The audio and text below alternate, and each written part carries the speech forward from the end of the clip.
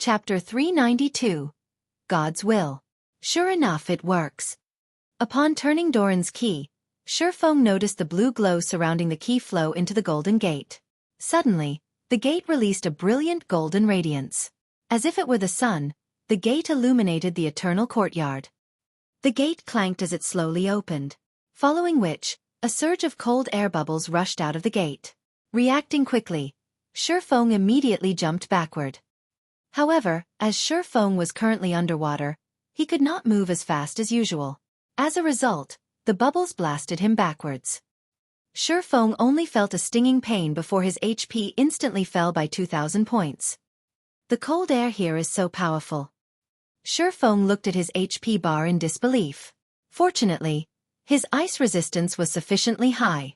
Otherwise, that air bubbles would have killed him. Xueqi then took out an intermediate recovery potion from his bag and drank it, recovering some of his lost HP. Despite having 60 points in ice resistance, he had still lost 2,000 HP instantly. How cold was it beyond this gate? Fortunately, after the gate finally opened, the cold air scattered, and the spiraling tower was no longer as cold as before. After Xueqi entered the temple, he was immediately greeted by a large hall containing golden statues of various ancient gods. Among the many statues, there was one particularly eye-catching statue that depicted a valiant man raising up his sword. That man stood in the very center of the hall, and high-grade swords littered the area around him.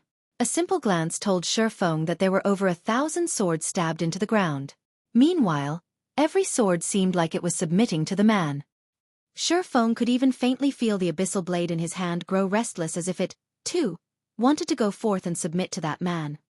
Xueqi was astounded. That man in the center of the hall was simply a statue. Yet, the abyssal blade that Xueqi feared even showed signs of submission to him. Just how powerful had he been when he was alive? Meanwhile, a dark blue crystal ball sat below the statue. This crystal ball emitted an intense cold. Upon seeing this crystal ball, Xueqi came to a realization. The reason the pool of water containing the eternal courtyard was so cold was that of the crystal ball before him. Xueqi's heart suddenly trembled at this discovery. If the crystal ball was capable of lowering the temperature of this large pool to such a degree, it was definitely a treasure. Following which, Xueqi quickly swam towards the crystal ball, hoping to claim it. However, before Xueqi could reach the crystal ball, a sharp pain shot through his fingers, a damage of minus 1,000 points appearing above his head. Xueqi had no choice but to back off. Xueqi silently lamented as he gazed at the dark blue crystal ball. Despite such a powerful treasure sitting right before him, he could not take it as his own. Just as Xueqi was about to move on and look for other treasures, a system notification rang out. System, the will of an ancient god drifts around this eternal hall. Are you willing to surrender to this will? Before Xueqi could react, majestic voices suddenly assaulted his mind. Submit to me. I can give you unparalleled strength and make you the most powerful man in this world. Even gods will tremble before your might. Submit to me. I can give you eternal life and make you into the eternal master of this world.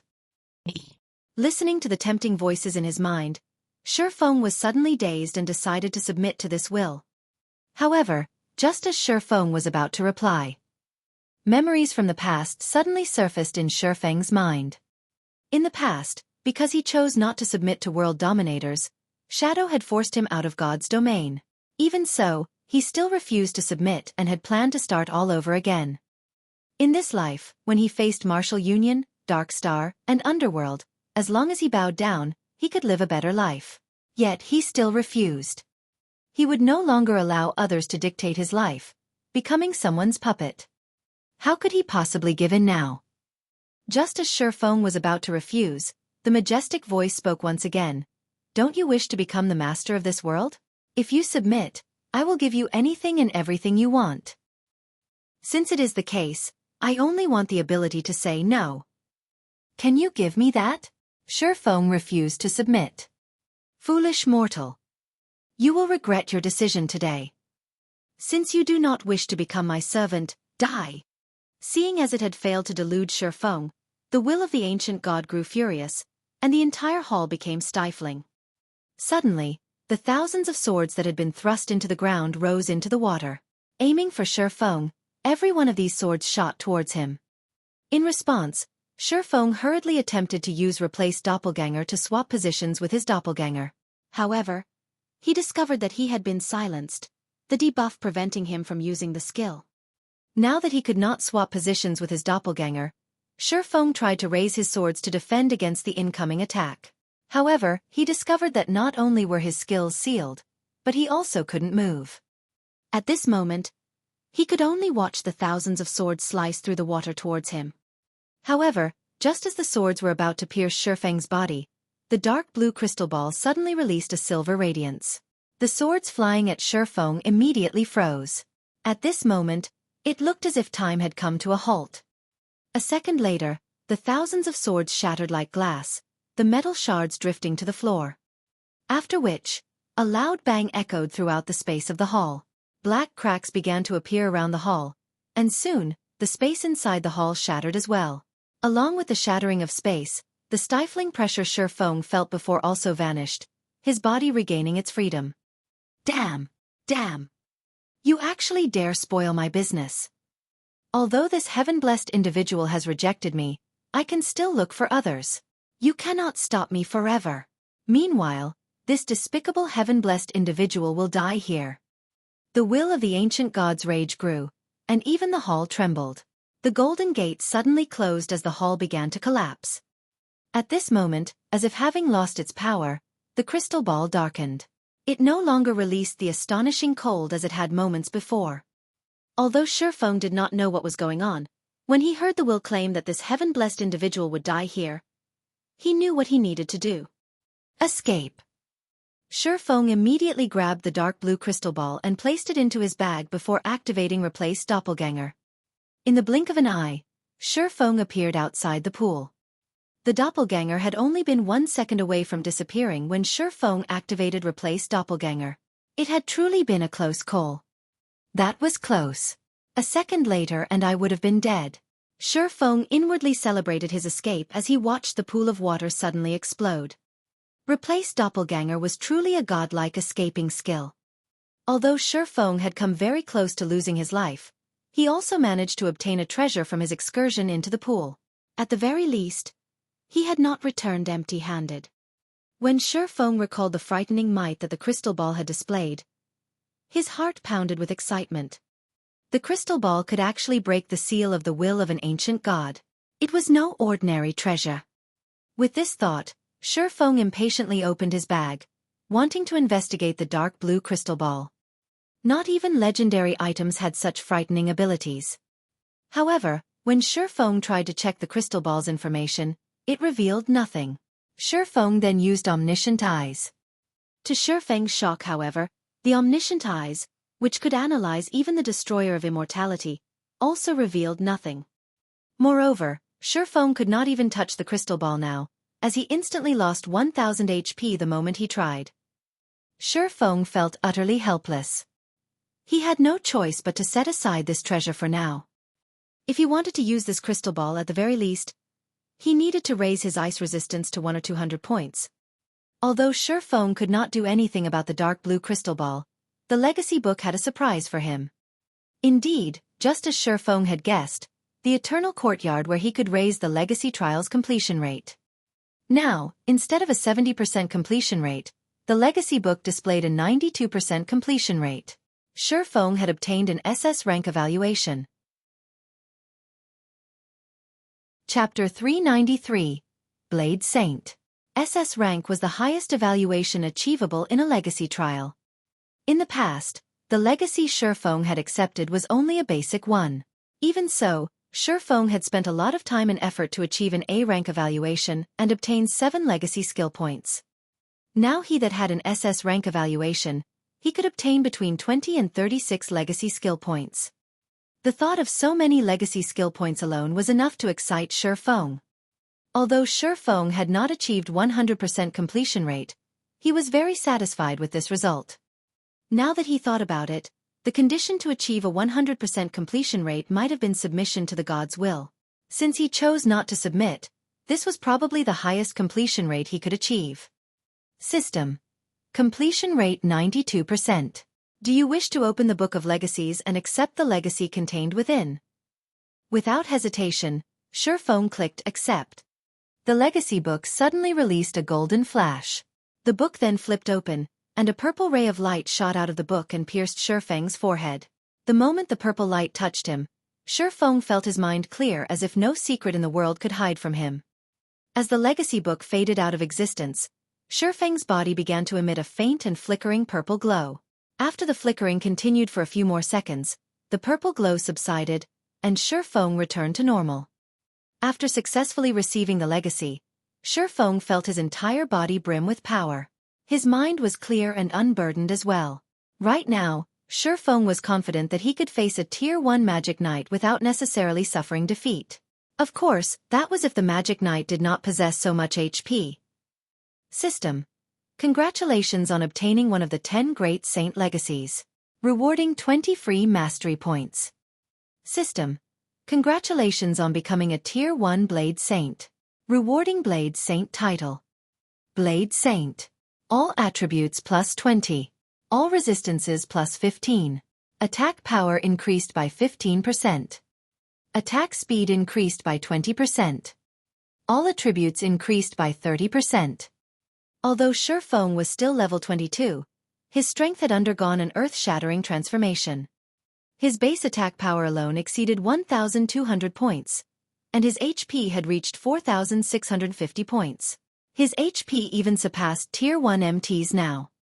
Moreover, after being promoted to a Tier 1 class, players could receive 8 free attribute points with each level up, whereas Tier 0 classes would only receive 4 free attribute points. Xueqi also had the Abyssal Blade, which provided him with 2 additional free attribute points every time he leveled. The Golden Stigmata also increased all of his basic attributes by 5 points, and gave him 10 free attribute points with every increase in 5 levels. In other words, where other Tier 1 players would receive a total of 40 attribute points with each level up, Xueqi would receive a total of 85 points. Ordinary players could not compete with Xueqi. In addition, after completing his class change, Xueqi also gained 2 basic skills and 1 passive skill. Sword Dominator, passive skill. Can freely swap out sword-type weapons in both combat and non-combat states. Blade Dance, action type. Requires sword. Tier 1, Level 1, Proficiency 0/30,000. Allows simultaneous control of up to a maximum of 5 sword-type weapons for both attack and defense for 10 seconds. Each weapon has 80% user's strength and 50% user's damage. Range. 40 yards. Cooldown. 1 minute. Illusory Shadow, action type. Requires sword. Tier 1, Level 1, Proficiency 0/30,000. Upon activation, players' next 6 attacks cannot be blocked, and each attack will deal 40% attack damage. Cooldown. 40 seconds. Xueqi was shocked upon reading these skills descriptions. The basic skills of the Blade Saint were already so powerful. Although Blade Dance was inferior to the Abyssal Blade's 9 Dragon Slash in terms of the number of weapons and burst damage, 9 Dragon Slash could only attack, not defend. Moreover, as the weapons summoned by 9 Dragon Slash were phantoms, they did not possess any impact force. However, Blade Dance was different. The 5 controlled weapons were tangible and possessed 80% of Xueqi's strength. This feature was far more valuable than just high damage. Through the consecutive attacks of the 5 swords, Xueqi could break his opponent's balance and create a gap in his opponent's defense. If Xueqi could not defend against an attack by himself, he could also use the 5 swords to boost his defense. Meanwhile, Illusory Shadow was even more amazing. It was perfect for PvP. In PvP 2 battles in God's Domain, when both sides were equally strong, the opponent would usually block over 90% of the attacks. However, if one side possessed an unblockable skill, it would upset the balance. It was especially true if Illusory Shadow were used when both sides were nearly dead. Such a trump card could determine the outcome of a battle. The Blade Saint is indeed worthy to be called one of the 10 Great Saint Legacies. If I use these skills in PvP, dealing with a Magic Knight with the same attributes as myself will be easy. After reading the descriptions of the Blade Saint's basic skills, strategies for future battles began to surface in Xueqi's mind. Originally, swordsman was a balanced class. Although swordsmen were not as durable as shield warriors or had the endurance of a guardian knights, the frightening power of berserkers, the long-range capabilities of rangers, or the burst damage and dexterity of assassins, the class didn't have any shortcomings. The class was just as strong, or just as weak, against all other classes. Meanwhile, the Blade Saint was simply the enhanced version of the swordsman. Every aspect of a swordsman had increased. It was probably the most formidable class in God's domain. Following which, Xueqi called up the system interface. There was now a new tab called Legacy Skills menu in the system menu. Selecting this tab, the legacy skill menu that appeared reported that Xueqi had 31 legacy skill points available, as well as plenty of skills that he could learn. There were over 100 skills listed in the menu. However, there were only 6 Tier 1 skills Xueqi could learn right now, and 2 legacy skill points were required to unlock a Tier 1 basic legacy skill. Meanwhile, among these 6 Tier 1 skills, there were 2 that made Xueqi's eyes shine. One of them was Sky Wheel Sword. The other was Blade Liberation. Sky Wheel Sword, Action Type. Requires Sword. Tier 1, Level 1, Proficiency 0/30,000. Inflicts 1000 base damage plus 200% attack damage to all enemies within 20 by 20 yard. Also seals all enemies within range, preventing them from leaving the area for 4 seconds. Cooldown 1 minute 20 seconds. Blade Liberation, Action Type. Requires Sword. Tier 1, Level 1, Proficiency 0/30,000. Grants player unparalleled strength for 20 seconds. Effect obtained varies based on the weapon's unlocked potential. After the duration, player is weakened. All attributes decrease by 80% for 3 minutes. Cooldown 10 hours. Sky Wheel Sword was one of the extremely rare AoE control skills. Whether it was used in PvP or PvE too, it was indispensable. Meanwhile, Blade Liberation belonged to the Super Burst skill category. It could be a trump card when Xueqi was in a desperate situation. It was also indispensable. However, when Xueqi saw the points required to unlock these 2 skills, he immediately sucked in a breath of cold air and very nearly cursed. Sky Wheel Sword required 10 points to unlock, while Blade Liberation required an astonishing 20 points. With the total points these 2 skills demanded, Xueqi could learn 10 basic class skills. However, these high requirements also made Xueqi aware of just how extraordinary Blade Liberation was. For an AoE control skill such as the Sky Wheel Sword, the demand of 10 legacy skill points was not odd. However, Blade Liberation needed twice that amount to unlock. With 20 legacy skill points, Xueqi could even learn a Tier 3 class skill. Chapter 394. Times have changed. The legacy trial had given him a total of 31 legacy skill points. Anyone would hesitate over spending 30 points on only 2 skills. However, Xueqi did not. With his mind made up, Xueqi clicked to learn both Sky Wheel Sword and Blade Liberation. Suddenly, his stock of legacy skill points plummeted to 1. To an expert in God's domain, nothing was more important than a powerful skill. A powerful Tier 1 skill had a lot of versatility, so it was not easy to master. However, if mastered, it would not be surprising if a player's combat power increased by several fold. As the saying went, a bird in the hand was worth 2 in the bush. Although Xueqi could learn more skills if he spent the 30 legacy skill points on less costly skills, the skills he learned would not contribute as much to his overall combat power. During dangerous moments, in particular, the Super Burst skill, Blade Liberation, would be far more useful than a dozen other ordinary Tier 1 skills. After learning the 2 class skills, Xueqi used a return scroll and teleported back to White River City. At this moment, White River City buzzed with activity. Overwhelming Smile's high-priced poaching had boosted White River City's development. A flood of independent players had migrated to White River City with the intention of joining Overwhelming Smile. Based on the statistics offered by the official game developers, the player population in White River City had exceeded 3 million. White River City was now the most populated city in Star Moon Kingdom's eastern region. It was also the 3rd most populated city throughout Star Moon Kingdom. Looking at this situation, Xueqi didn't know whether to laugh or cry. Originally, He had intended to make White River City the most popular city in Star Moon Kingdom. After all, Zero Wings Guild residence was in White River City, so it had the home field advantage here. However, he never thought an enemy like Overwhelming Smile would actually help him achieve that plan. Fate truly knew how to toy with people. If Feng Xianyang, the mastermind behind the situation, knew Shifeng's thoughts right now, he would most likely pop a vein or two out of anger. However, Shifeng also could not help but admit that Feng Xianyang's plan of desperately throwing money away was very effective. Currently, Overwhelming Smile had become the undisputed #1 guild in White River City. The branch guild in White River City already had over 80,000 members. Among them, there were also quite a few elite players. Compared to the other guilds in White River City, Overwhelming Smile was far superior.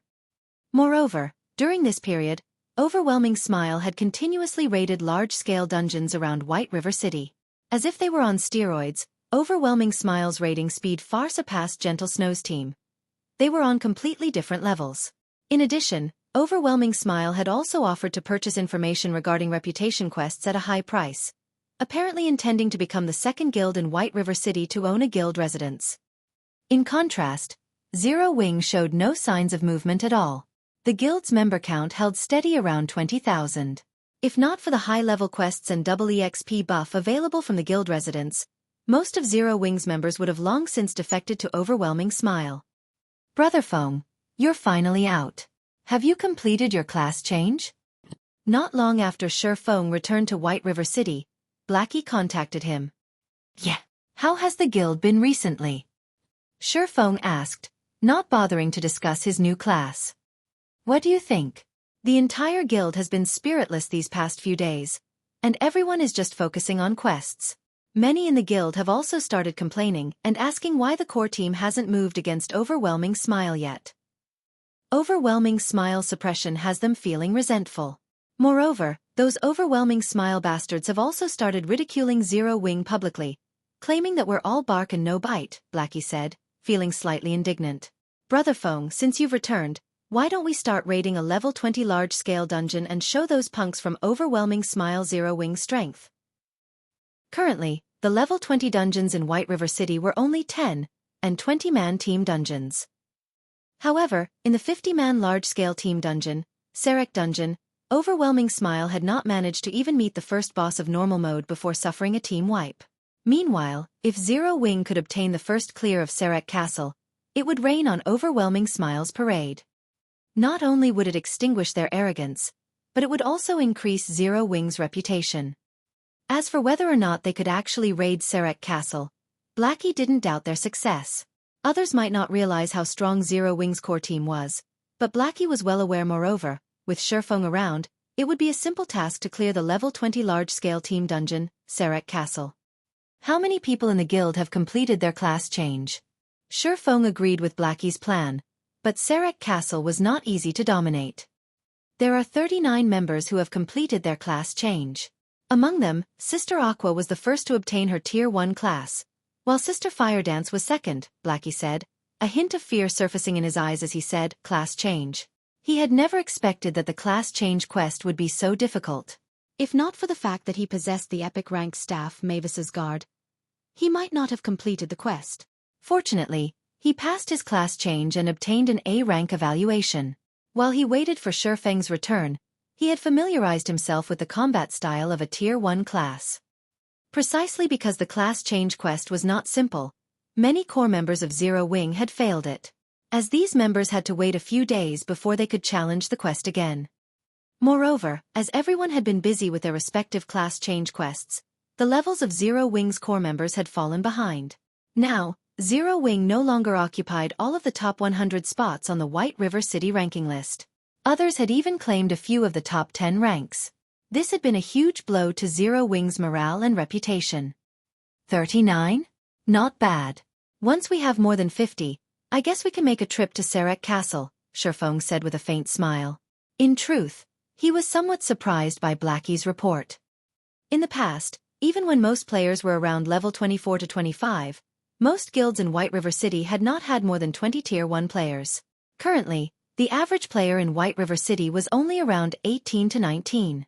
Yet, Zero Wing already possessed 39 Tier 1 players. Although part of this reason was that Shurfeng had leaked some information about the strategy to challenge a few basic class changes, the number of players that had succeeded was still astonishing. The difference in combat power between Tier 1 players and Tier 0 players was like the difference between heaven and earth. It was not something that could be measured by levels. Regarding the White River City ranking list, ever since Zero Wing's guild residence had been established, Shurfeng no longer troubled himself with it. After all, the future was the era of high-tiered players, not high-leveled players. Brother Feng, do you really mean it? Blackie suddenly grew excited. During this period, the oppression he had suffered from those bastards in overwhelming smile frustrated him. Look at how excited you are. Of course I mean it. However, I still have something I need to attend to right now. For now, have everyone familiarized themselves with the combat style of their Tier 1 classes, Shurfeng said, chuckling. Although everyone had already evolved to a Tier 1 class, the freedom a Tier 1 class possessed had also become much higher. If players could not properly adapt and display their strength, their combat power would not improve much. Okay, leave it to me. I'll let everyone know. Blackie said excitedly before disconnecting the call. He then proceeded to contact those who had already changed classes. Meanwhile, Shurfeng took a look at the time, noticing that he still had quite some time before his appointment with Gentle Snow. He then retrieved Sealyora's communication crystal from his bag. The Grandmaster Forger had given him this item herself, and it allowed him to contact Sealyora at any time. Previously, Shurfeng had helped Sealyora become a Grandmaster Forger, resulting in Sealyora's favorability towards him to increase greatly. Moreover, in order to search for materials to produce an epic item, Sealyora had gone on a journey. Shurfeng had obtained the forging design for the epic-ranked broken steel set equipment back in the Origin Sword domain. However, if he had to forge an epic item by himself, who knew how long it would be before he could achieve such a feat? Since he had a connection with a Grandmaster Forger, why not use it? Chapter 395. Broken Steel Legacy Set Equipment. Shurfeng then used the communication crystal to contact Sealyora. Hello, Miss Sealyora. I am Yifeng. I have something I would like your help with. I wonder if you have any time to spare right now? Shurfeng carefully asked. Ultimately, his current status was far from comparable to Sealyora's. Although they had a good relationship, basic courtesy was still required, if he wished to ask her for a favor. Oh, it's you. I'm very busy right now, so make it quick. Although Sealyora did not immediately reject him, she still did not show any sign of interest. To Sealyora, nothing was more important than collecting epic-ranked forging materials right now. If not for the favor she owed Shurfeng, she would have directly rejected his request, instead of taking the time to listen to him. Shurfeng was aware of this point. After all, he was extremely familiar with Sealyora's personality. Someone who was wholeheartedly focused on forging, without the slightest bit of interest in anything else. This was also why she had managed to become a Grandmaster Forger at such a young age. Shurfeng then chuckled and said, I have a forging design for an epic set equipment. What? Epic set equipment? Sealyora's eyes suddenly shone. She hurriedly demanded, Why didn't you say so earlier? Meet me at my smithy right away. Shurfeng shook his head and laughed when he heard Sealyora's impatient tone. To NPCs, epic-ranked forging designs, much less a forging design for an epic set equipment, were extremely rare. It was the dream of countless forgers to produce a set of epic equipment. Meanwhile, to players, epic-ranked forging designs were much more difficult to obtain. In the past, Shadow had only managed to get a few pieces. As for epic set equipment forging designs, Shurfeng had only heard about them occasionally and had never personally seen one himself. In God's domain, set equipment were half a rank stronger than discrete equipment of the same rank. In other words, the quality of an epic set equipment was above that of epic equipment, but below that of fragmented legendary equipment. To players who could not get their hands on fragmented legendary equipment, epic set equipment was the best equipment available. In this life, Shurfeng was truly fortunate to have obtained the forging design for an epic set equipment. Half an hour later, Shurfeng arrived at Sealyora's smithy in a horse carriage. At this moment, the door to her smithy was still shut tight, and it did not seem she planned to do business at all. Shurfeng walked over and knocked on the door. The thick wooden door then slowly opened, and a surge of scorching air rushed out of the house. In the next moment, Xueqi walked out from within before quickly dragging Shifeng into the house. Despite having not seen each other for some time, Xueqi looked exactly the same, still fully garbed in black leather clothing. That large V-shaped collar revealed her snow-white skin. Her black leather pants tightly hugged her slender legs. Xueqi currently exuded an enchanting charm. "Hurry up and let me see it." Xueqi pushed Shifeng against a table, her body very nearly sticking to his. Her eyes shone with excitement as she spoke, failing to notice how lethal her impure actions were. Although Shifeng had long since gotten used to Xueqi's personality in his past life, his heart still raced involuntarily every time they met. "Here it is." Shifeng calmed down somewhat and retrieved the broken steel forging design from his bag. Broken steel set equipment. Epic rank unique set equipment. 6-piece set consisting of broken steel gauntlets, broken steel breastplate, broken steel helmet, broken steel leg guards, broken steel boots, broken steel bracers. Equipment requirement: Strength 1000, Agility 1200, Sword-related Mastery 350. Class restriction: Blade Saint. Originally, Shifeng had thought he could equip this broken steel set equipment immediately. However, 1,000 points in strength and 1,200 points in agility were definitely not achievable by players below level 30. At the very least, one needed to be above level 50 to possess such attributes. Meanwhile, the materials required to produce this set equipment were 12 pieces of Eternium, 300 mana stones, 1,000 pieces of Titan ore, 12 fire source crystals, 12 water source crystals, 12 wind source crystals, 12 earth source crystals and 1 nucleus of life. The person who drew this design must be insane. Is he trying to make a legendary item? Xueqi gaped in shock after inspecting the forging design. Not to mention Xueqi's, even Shifeng's heart was beating madly right now. He, too, was dumbfounded by the description.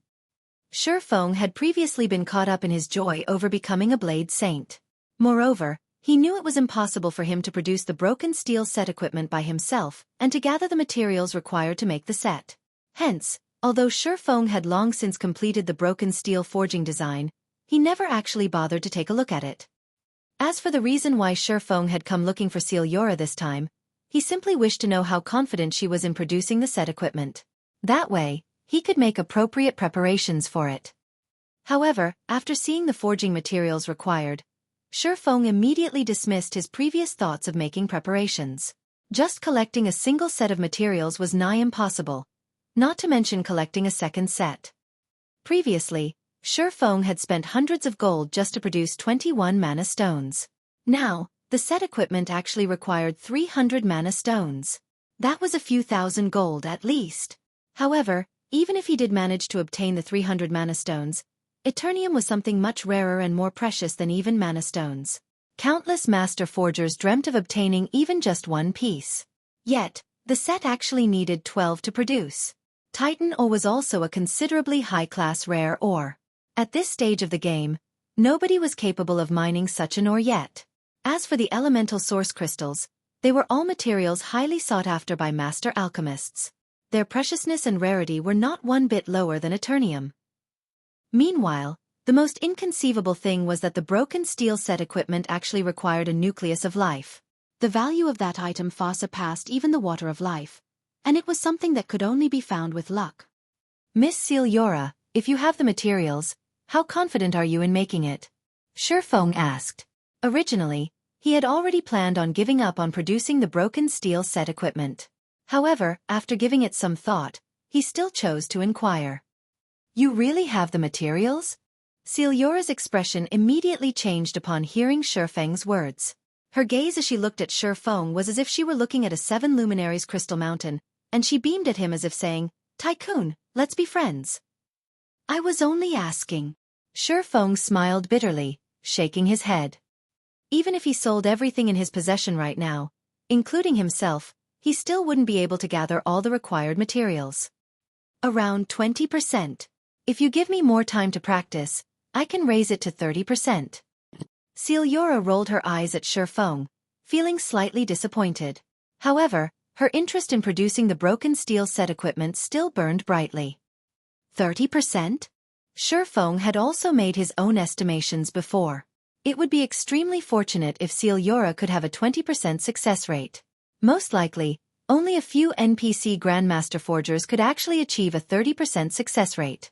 As for players, even if Shurfeng waited until someone became a Grandmaster Forger, these players would have around a 10% success rate, at most. I'll have to trouble Miss Seelyora then.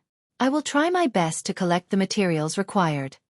Since you have entrusted this task to me, I will continuously research this forging design, while you gather the materials. As for the cost of making it, I won't charge you anything if it is unsuccessful, Seelyora said happily. In God's domain, one needed to pay an exorbitant labor fee when commissioning a forger, be they players or NPCs, of master rank and above to produce an item, regardless of the final result.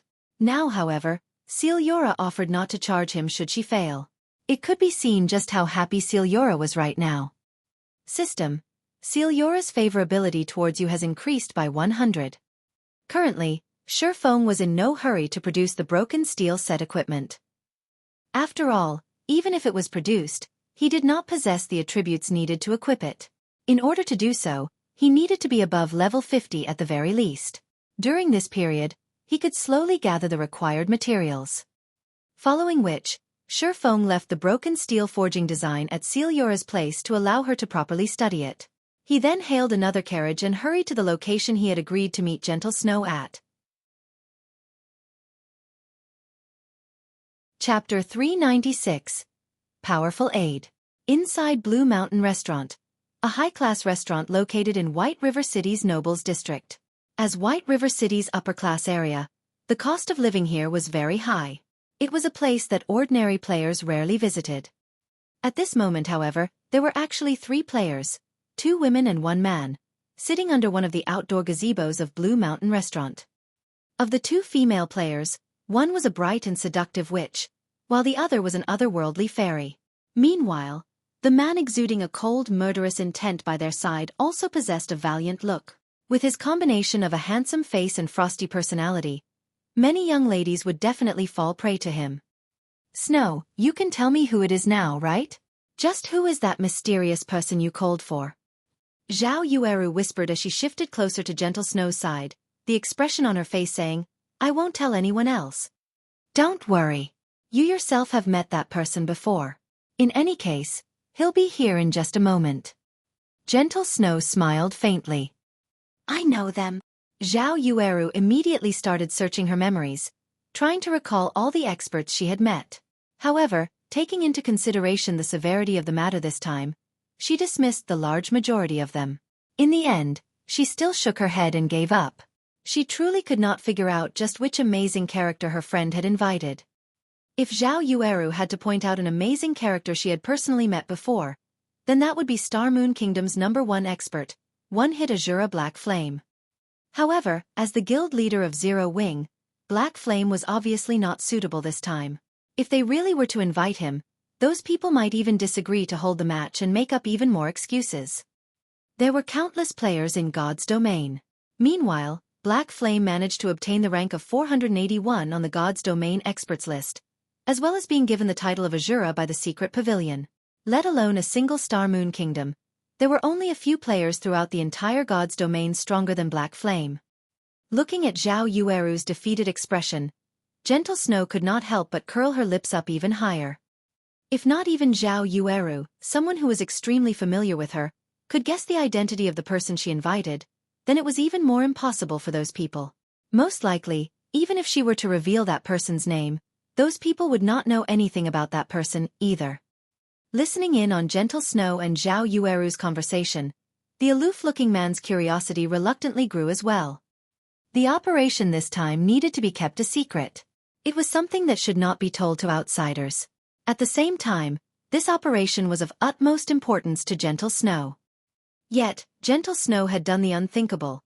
She had actually requested the help of an outsider instead of choosing an expert subordinated to her.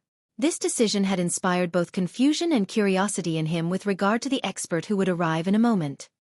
Fierce, why didn't Nimble Snake come with you? Gentle Snow asked, shifting her gaze to the impassive youth beside her. The reason why Ouroboros was able to become a dominant force in the virtual gaming world was mainly due to a few reasons. Other than its founding members, guild leader, branch leaders, and elders, it also had the 32 advocators and the 12 apostles. The last two groups of players were carefully chosen from the large number of experts within the god-slaying army, and they could be said to be the strongest combat power of Ouroboros.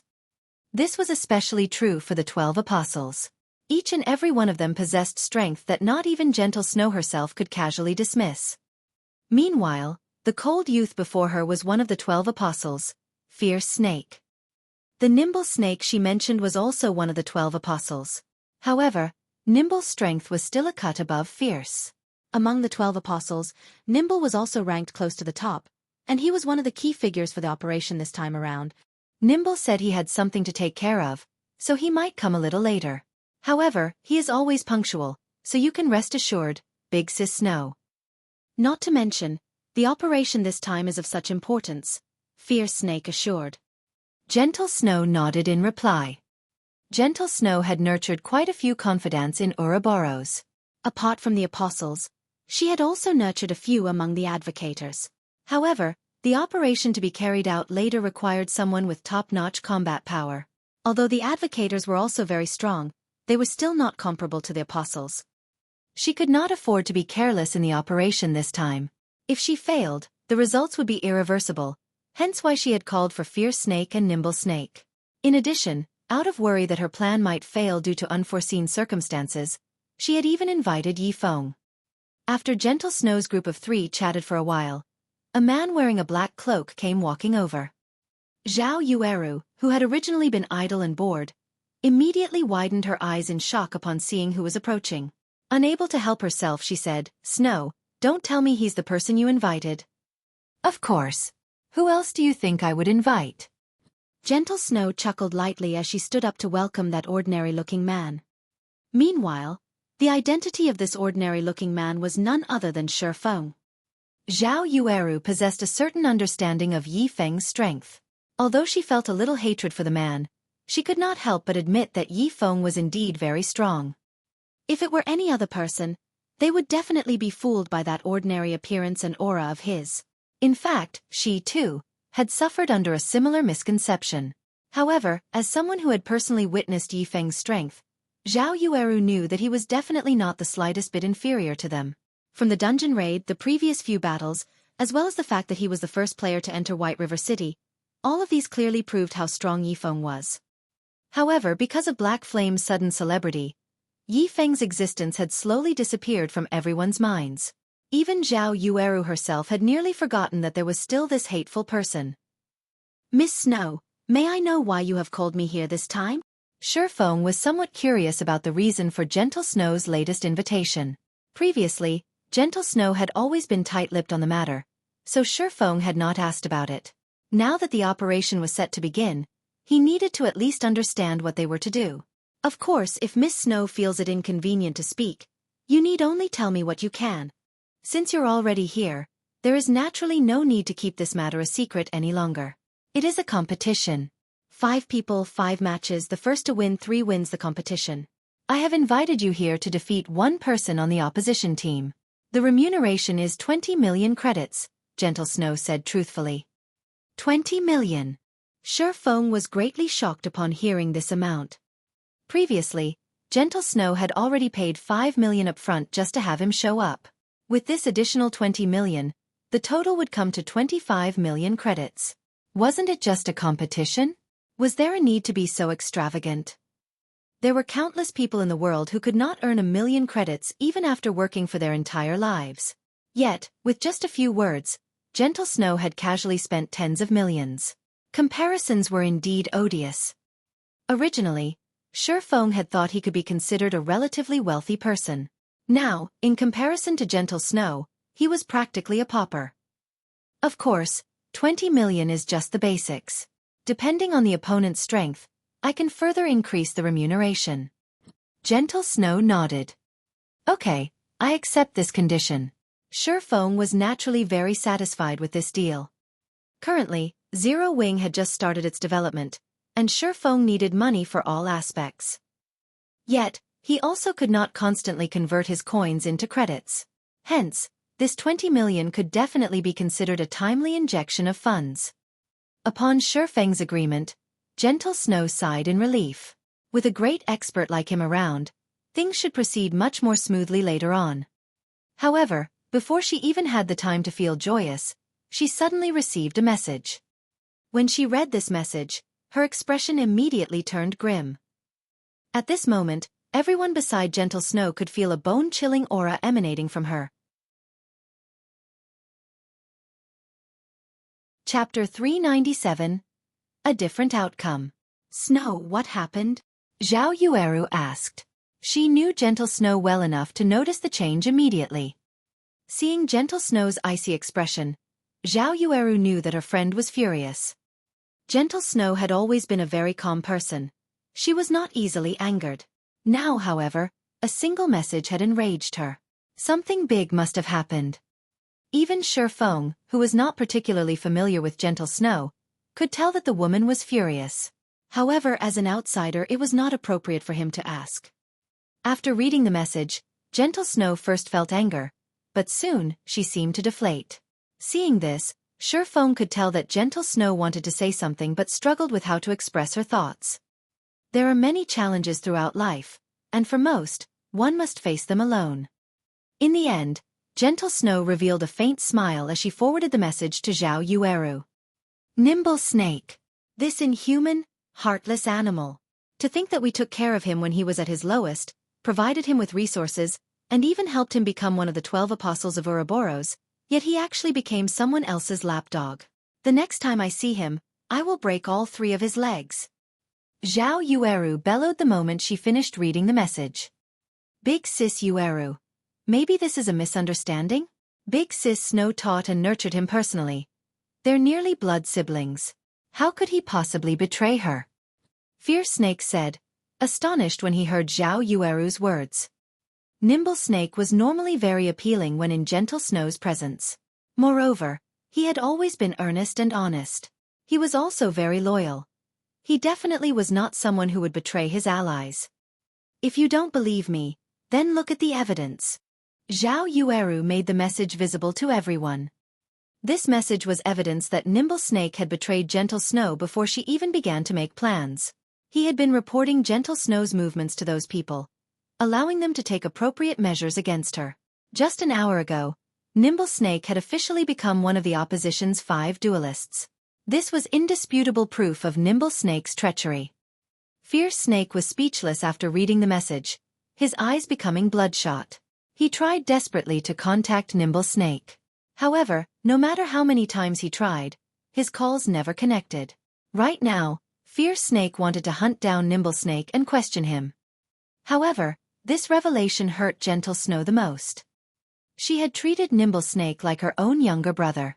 Yet, in her hour of need, that brother slid his blade between her shoulders, stabbing her in the back. For the 5 matches, based on Gentle Snow's understanding of the opposition's strength, Nimble Snake, Yifeng, and herself had the highest chances of victory among her team. As for Zhao Yueru and Fierce Snake, they didn't even have half a chance. Now that Nimble Snake had defected to their enemy, her side had become the underdog. Snow, don't worry. Even if Nimble Snake has become a turncoat, we still have the advocators. Zhao Yueru hurriedly consoled her friend. Their strength has risen significantly recently, and they're not completely without a chance of victory. I'll contact them and have them meet us. However, Gentle Snow simply waved off Zhao Yueru's suggestion. Since Nimble Snake had betrayed her, other than Yifeng, her opponent most likely knew all about her other options. Even if she called for the advocators under her wing, they probably would not heed her summons at all. As the situation had already devolved to this point, she could only look for a random person to fill the empty spot on her team and leave everything else to luck. Fortunately, she had yet to reach a dead end. If Zhao Yueru or Fierce Snake won their matches, they still might come out on top. At this moment, Gentle Snow was relieved that she had not revealed the matter regarding Yifeng. Otherwise, their position might be unsalvageable. Witnessing this from the side, Shifeng suddenly thought of Gentle Snow's sudden departure from both Ouroboros and God's domain in the past.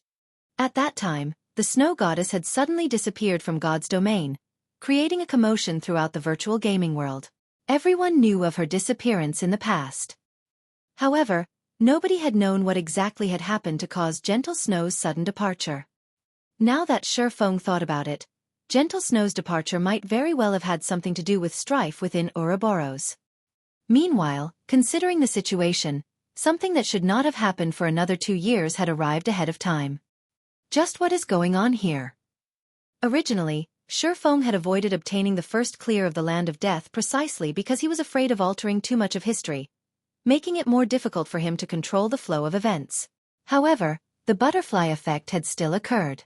Moreover, history was even rapidly evolving in the worst possible way. If Gentle Snow left the virtual gaming world right now, Zero Wing would lose a reliable ally. Meanwhile, the other guilds would begin to target Zero Wing. This was not a future Xuefeng wished to see. Since history's development was already out of his control, Xuefeng no longer intended to suppress himself. He might as well alter history further and open a better path for himself in the future. While Zhao Yueru attempted desperately to contact people and Gentle Snow planned to look for a random substitute, Xuefeng suddenly walked up to them. "Miss Snow, if you need an expert, I can recommend one," Xuefeng said. Gentle Snow's eyes immediately lit up upon hearing Xuefeng's words. Zhao Yueru, on the other hand, simply rolled her eyes at Xuefeng, saying, "Yi Feng, stop messing around. What we need right now is not an ordinary expert, but a great expert. We need someone who can face an army of 100 by themselves. However, they also cannot be too famous, and it would be the best if they were a hidden expert. Although Zero Wing's Aqua Rose and Fire Dance indeed possess the strength, they are simply too well known. The opposition definitely will not agree to such powerful reinforcements." The competition was an internal matter for Ouroboros. Hence, both parties had agreed to conduct the competition secretly. Although obtaining foreign aid was allowed, the precondition was that said reinforcements could not be well-known experts, allowing them to avoid unwanted attention. Of course, not attracting attention was simply an excuse. In reality, the opposition simply wanted to limit Gentle Snow's options, preventing her from requesting the help of anyone too powerful. Gentle Snow had very little backing in Ouroboros. If both sides faced each other using only their available forces in Ouroboros, Gentle Snow would definitely be at a disadvantage. As for inviting Aqua Rose, someone who is just as famous as Gentle Snow, or Zero Wing's #1 assassin expert, Fire Dance, her opponents would never agree to their participation. And Zero Wing's guild leader, Black Flame? Unless the opposition had lost their minds and wholeheartedly wanted to lose. Xuefeng rolled his eyes at Zhao Yueru. He then smiled and said, "The public is definitely not familiar with the person I am recommending. As for how strong that person currently is, I do not know. However, just recently, their strength ranked close to Aqua Rose and Fire Dance in Zero Wing's rankings." Listening to Xuefeng, Zhao Yueru racked her mind trying to figure out who Xuefeng referred to. However, based on Xuefeng's expression, he did not seem to be lying, and this only served to frustrate her even more. Gentle Snow's curiosity had also grown as she understood Zero Wing quite well. She had never expected that Zero Wing still hid such a powerful expert. The more she learned, the more she questioned her insight of Zero Wing. "I'll have to trouble you then. As for remuneration, I will similarly pay them 20 million. Will that be all right?" Gentle Snow said as she gazed at Xuefeng gratefully.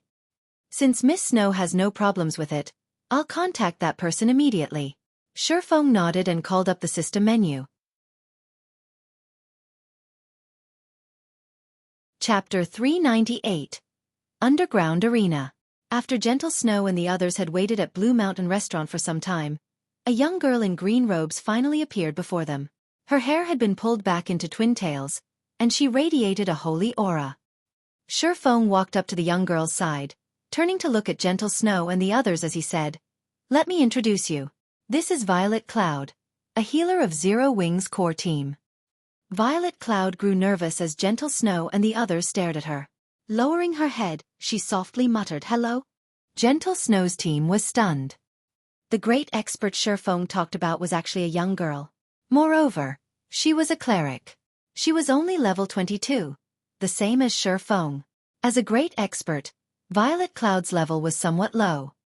After all, they were all level 24.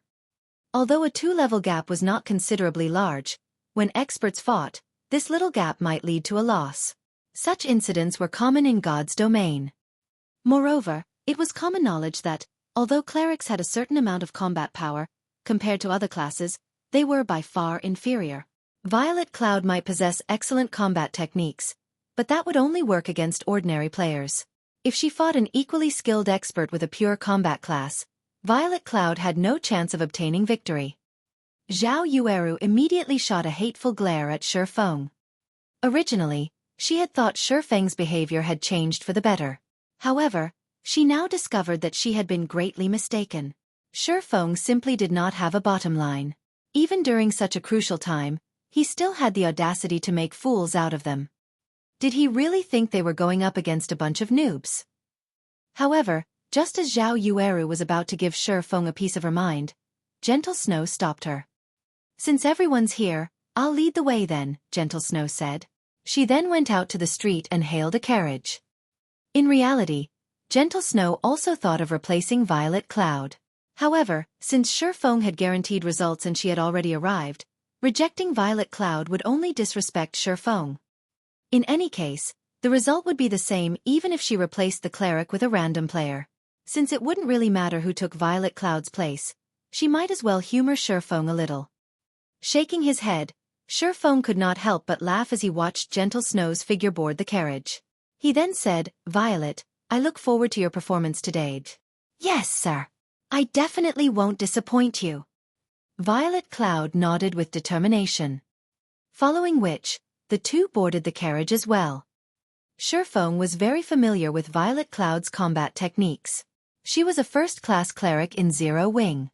Only, due to the limitations of her initial class, she could not display her strength fully. Now that she had successfully become an Astromancer, however, things had changed. Moreover, until now, Gentle Snow and the others had failed to notice one thing. He and Violet Cloud were no longer Tier 0 players. They were now Tier 1 players. Of course, a player's tier would not reveal itself to a basic identification skill. One required an advanced identification skill. It was also because of this that advanced identification skills became must-have skills later in the game.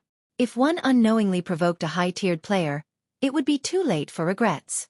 After all, the gap in tiers was much wider than the gap in levels. At this stage of the game, players rushed to level up and raid dungeons. It was even more so for the members of the various guilds. Nobody had the time for their class change quests. After all, a basic class change quest required players to invest at least 2 to 3 days. Moreover, class change quests were not easy to complete. On the off chance that they failed, they would have wasted a lot of their time. Hence, everyone chose to level up first and upgrade their equipment so that they would have a much easier time with their class change quests in the future. Even a great expert like Gentle Snow was of the same mind. There was also another reason why nobody was in a hurry to challenge their class change quest. Everyone still lacked a clear understanding of Tier 1 classes. They did not know just how much of an improvement a Tier 1 class could provide. Hence, none of the guilds in God's domain were in a hurry to push their members to complete their class changes. They all focused on claiming the first clear of dungeons, setting aside their class changes for now. 2 hours later, Gentle Snow led everyone to Star Moon City's underground arenas. The underground arena was a holy land for players who loved PvP. During the later stages of the game, it was also a place to make a lot of money. Countless players would come to watch the fights here, and many of these spectators would bet on their favorite players. Meanwhile, the winners could receive a commission from the bets. The underground arena was also separated into a few different areas. There was the basic area, advanced area, and special area. Meanwhile, the commission players could obtain and the conditions to enter each zone were different. In the basic area, any player could enter to watch or participate in the fights. The advanced area was slightly different. If players wished to watch the fights there, they needed to pay a small fee. Meanwhile, if one wished to participate in the advanced area, they needed to face a minimum of 20 opponents in the basic area and win 80% of their matches. Victors in the advanced area would receive a commission of 1%. In other words, they would receive 1% of the total bets placed on their match. If a lot of players gambled on the fight, it would serve as a hefty income. Lastly, the victor would also receive 10% of the entrance fees. The special area had an even higher entry requirement. First, The entrance fees were much higher for the special area. As for players who wished to join the fights, they needed to have a minimum of 20 matches in the basic area under their belts and have won 90% of their battles. However, there was another option for players to become participants in the special area. The systems test. The system had to determine a player was an expert before they could fight in the special area. Meanwhile, victors would receive a 3% commission in addition to 30% of the entrance fees.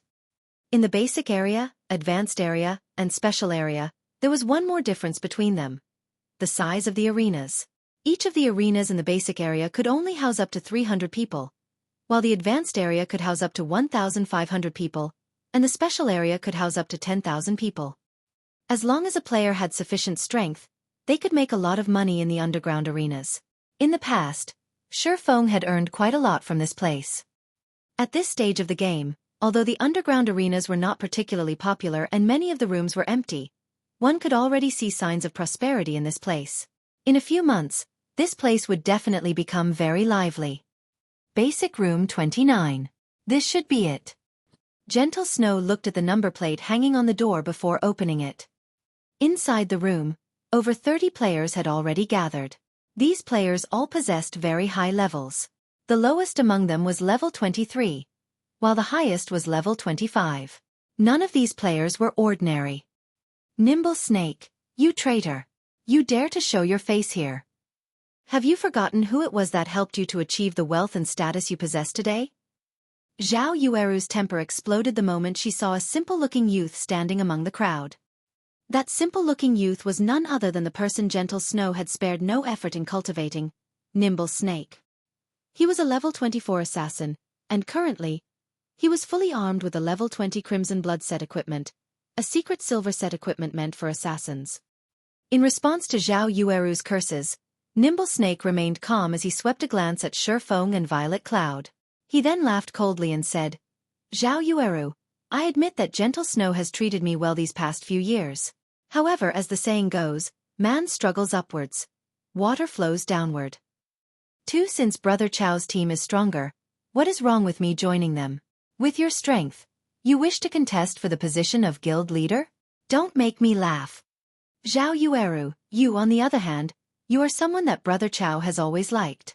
Join us, and everyone will be on the same side in the future. Of course, you can also refuse.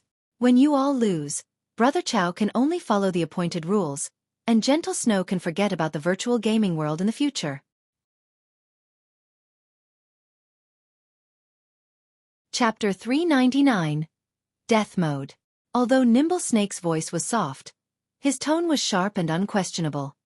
Gentle Snow frowned upon hearing Nimble Snake's words, a cold glint flashing in her eyes. Chao Chenghua actually targeted Zhao Yueru for his own team. However, when Gentle Snow considered the matter, she could not find anything strange about Chao Chenghua's actions. Zhao Yueru's potential and strength were both very high. In the past, Zhao Yueru had been uninterested in virtual reality games and had only started gaming due to her unyielding insistence. Meanwhile, despite never training seriously, Zhao Yueru's strength had reached frightening levels. Zhao Yueru's talent was obvious to anyone who had seen her fight. If Zhao Yueru had bothered to put more effort into her training before this, very few in Ouroboros would have been a match for her. At this moment, a majestic-looking middle-aged man walked out from the crowd. Upon seeing this man, everyone among the crowd respectfully moved aside. This man was none other than Ouroboros' acting guild leader, Chao Chenghua. Even looking at him from afar, they could clearly feel the pressure Chao Chenghua emitted from his gaze alone. Chao Chenghua felt like a ferocious beast. Chao Chenghua was currently level 24, and he was fully armed with the level 20 Wind Roar set equipment, a secret silver set equipment meant for berserkers. On his back, he carried a great sword that was as tall as he was. The great sword was the Iron Cutter, and it was one of the few dark gold weapons in Star Moon Kingdom. "Enough! Nimble Snake, you've said too much." Chao Chenghua reprimanded as he shot a glance at the assassin. "Yes, guild leader." Nimble Snake self-consciously retreated behind Chao Chenghua and fell silent, gazing at his guild leader with reverence. "Yueru, I hope that you will consider your options carefully. You will not have a future if you stay by Gentle Snow's side. Only by joining my team will you have a bright future in God's domain, achieving your dreams. With a charming smile, Chao Chenghua tried to persuade Zhao Yueru. Forget it. I will never join you, Zhao Yueru snapped, hatred coloring her expression as she sneered at Chao Chenghua. The battle hasn't even begun yet. The winner and loser still haven't been determined. If we lose, I will leave the virtual gaming world with Snow. Yueru. Gentle Snow's heart was moved. Humph. It seems you refuse to see things my way until you face reality. With just your 2 level 22 aids, even I feel sorry for you. Nimble Snake snorted and laughed disdainfully. Originally, Zhao Yueru had wanted to refute Nimble Snake's words, but when she saw Chao Chenghua's team members and looked at her own team, they truly were a pitiful sight. Chao Chenghua's team consisted of 4 level 24 players.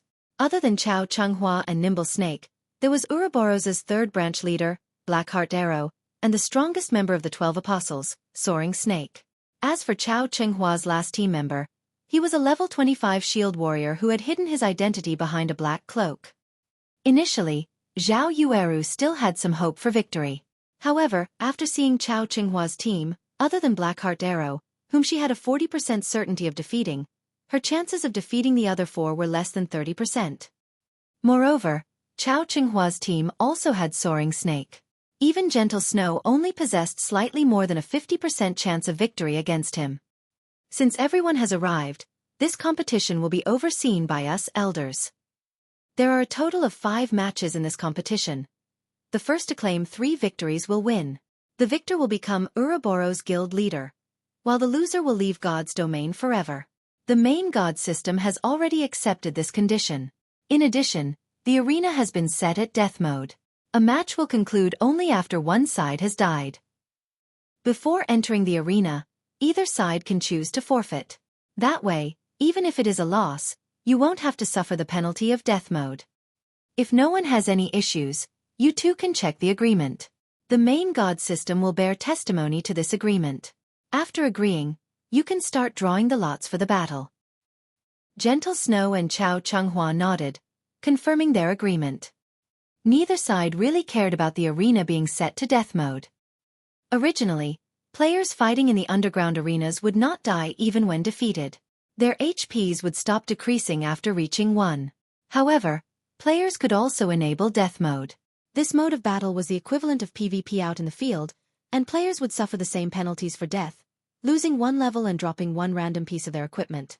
They would also randomly lose some skill proficiency points. The only difference about death mode was that a player's crime value would not increase for killing their opponent. Meanwhile, Shurfeng, who stood by the side, finally understood what was going on after listening to Ouroboros's elder's explanation. It turned out that Gentle Snow's mysterious departure in the past had been because of this competition. It was also obvious that Gentle Snow had lost the competition in the past. As for why she had lost, Shurfeng could see that, as well. With a treacherous bastard like Nimble Snake stabbing her in the back at the most crucial of moments, how could Gentle Snow possibly walk away victorious? Seeing the predicament Gentle Snow was in, Shurfeng suddenly thought of himself. Gentle Snow had only fallen to her current predicament because of her bad judgment of people. Shurfeng had suffered a similar fate in the past. After campaigning for a decade in God's domain, instead of suffering defeat at the hands of his enemy, world dominators, his own people got rid of him. It was truly laughable. Just as Shurfeng recalled his past, the level 25 shield warrior on Chao Chenghua's team finally removed his cloak and revealed his true appearance. Why is he here? Disbelief filled Shurfeng upon seeing this shield warrior's identity. This shield warrior was War Wolf. Shurfeng had met him once in the past, and the man had left a very deep impression on Shurfeng. He was definitely a top-tier expert, and even Shurfeng had wanted to recruit him. However, War Wolf at that time had hated guilds deeply, so Shurfeng had no choice but to give up on his endeavor. Hence, he was greatly surprised that War Wolf had actually shown up as foreign aid for Chao Chenghua. War Wolf's appearance also shocked Gentle Snow. She had previously tried to recruit War Wolf back in White River City. However, the middle-aged man had rejected her, and after that, they both went their separate ways. As for how strong War Wolf was, even Gentle Snow herself was unsure. However, seeing that even the usually arrogant Soaring Snake and tyrannical Chao Chenghua showed him respect, it clear that something was amiss. After observing Warwolf for some time, Gentle Snow's gaze suddenly turned solemn. She could feel Warwolf's body radiating a sense of extreme danger. This was something that she had never felt before, even from Soaring Snake. Although Gentle Snow wished to oppose Warwolf's participation, until today, Warwolf had been utterly unknown in God's domain. Hence, arguing the matter wouldn't do any good. Compared to Gentle Snow's grave expression, Chao Chenghua currently appeared carefree. What is with Gentle Snow? I thought she would have invited some powerful experts. Yet, she actually invited 2 level 22 players. One of them is even a cleric. What a disappointment, the Elementalist, Soaring Snake, commented. Before Gentle Snow's team had arrived, he had planned to let loose, displaying his full might. Now that he was looking at them, however, it would seem that he would not get the chance today. Perhaps my departure had dealt too big of a blow to Gentle Snow, so she simply found a few people to fill the gaps. Otherwise, why would she even invite a cleric? Nimble Snake laughed, mocking the other team. Right now, the only threats are Gentle Snow, Zhao Yueru, and Fierce Snake. Unfortunately, it is impossible for Zhao Yueru and Fierce Snake to win their matches. Just as Chao Chenghua's group laughed, confident of their victory, the system promptly announced the players who would fight in the first match. Immediately, everyone's attention shifted towards the large screen above the arena. First match: Zhao Yueru vs. Chao Chenghua. Chapter 400, A Strange Blow. After the system revealed the first set of opponents, Zhao Yueru and Chao Chenghua promptly entered the arena. Zhao Yueru was an elementalist, while Chao Chenghua was a berserker. In terms of levels and equipment, both were evenly matched. Though Chao Chenghua was slightly superior to Zhao Yueru regarding techniques, Zhao Yueru had the class advantage in this matchup. Hence, the victor was not apparent at first glance. Yet, Nimble Snake and the others revealed playful smiles as if victory was already in their grasp. Seeing these reactions, Gentle Snow grew slightly confused. Gentle Snow had a fair grasp on Chao Chenghua's strength and ability. Although his techniques were slightly superior to Zhao Yueru's, there was a limit to how much of an advantage that could bring him. At most, it would help him bridge the gap between classes. Hence, it would not be easy for Chao Chenghua to obtain a victory. Yet, why were Nimble Snake and the others behaving so confidently? Yueru, be careful. Chao Chenghua seems odd today. Don't let him approach you, no matter what. Gentle Snow secretly sent a whisper to Zhao Yueru. I understand. Don't worry. For the competition, I prepared and completed a high-level quest, obtaining a powerful skill. I will definitely make Chao Chenghua suffer. Zhao Yueru replied with a carefree smile. Although Zhao Yueru appeared relaxed at the moment, inwardly, she was on full alert. Although her match was only the first in this 5-round competition, it was also a crucial fight. If she won, then their chances at winning this entire competition would increase beyond 50%. Big Brother Yifeng, is that Chao Chenghua an amazing expert? Violet Cloud asked when she saw the confident Chao Chenghua. He is an expert.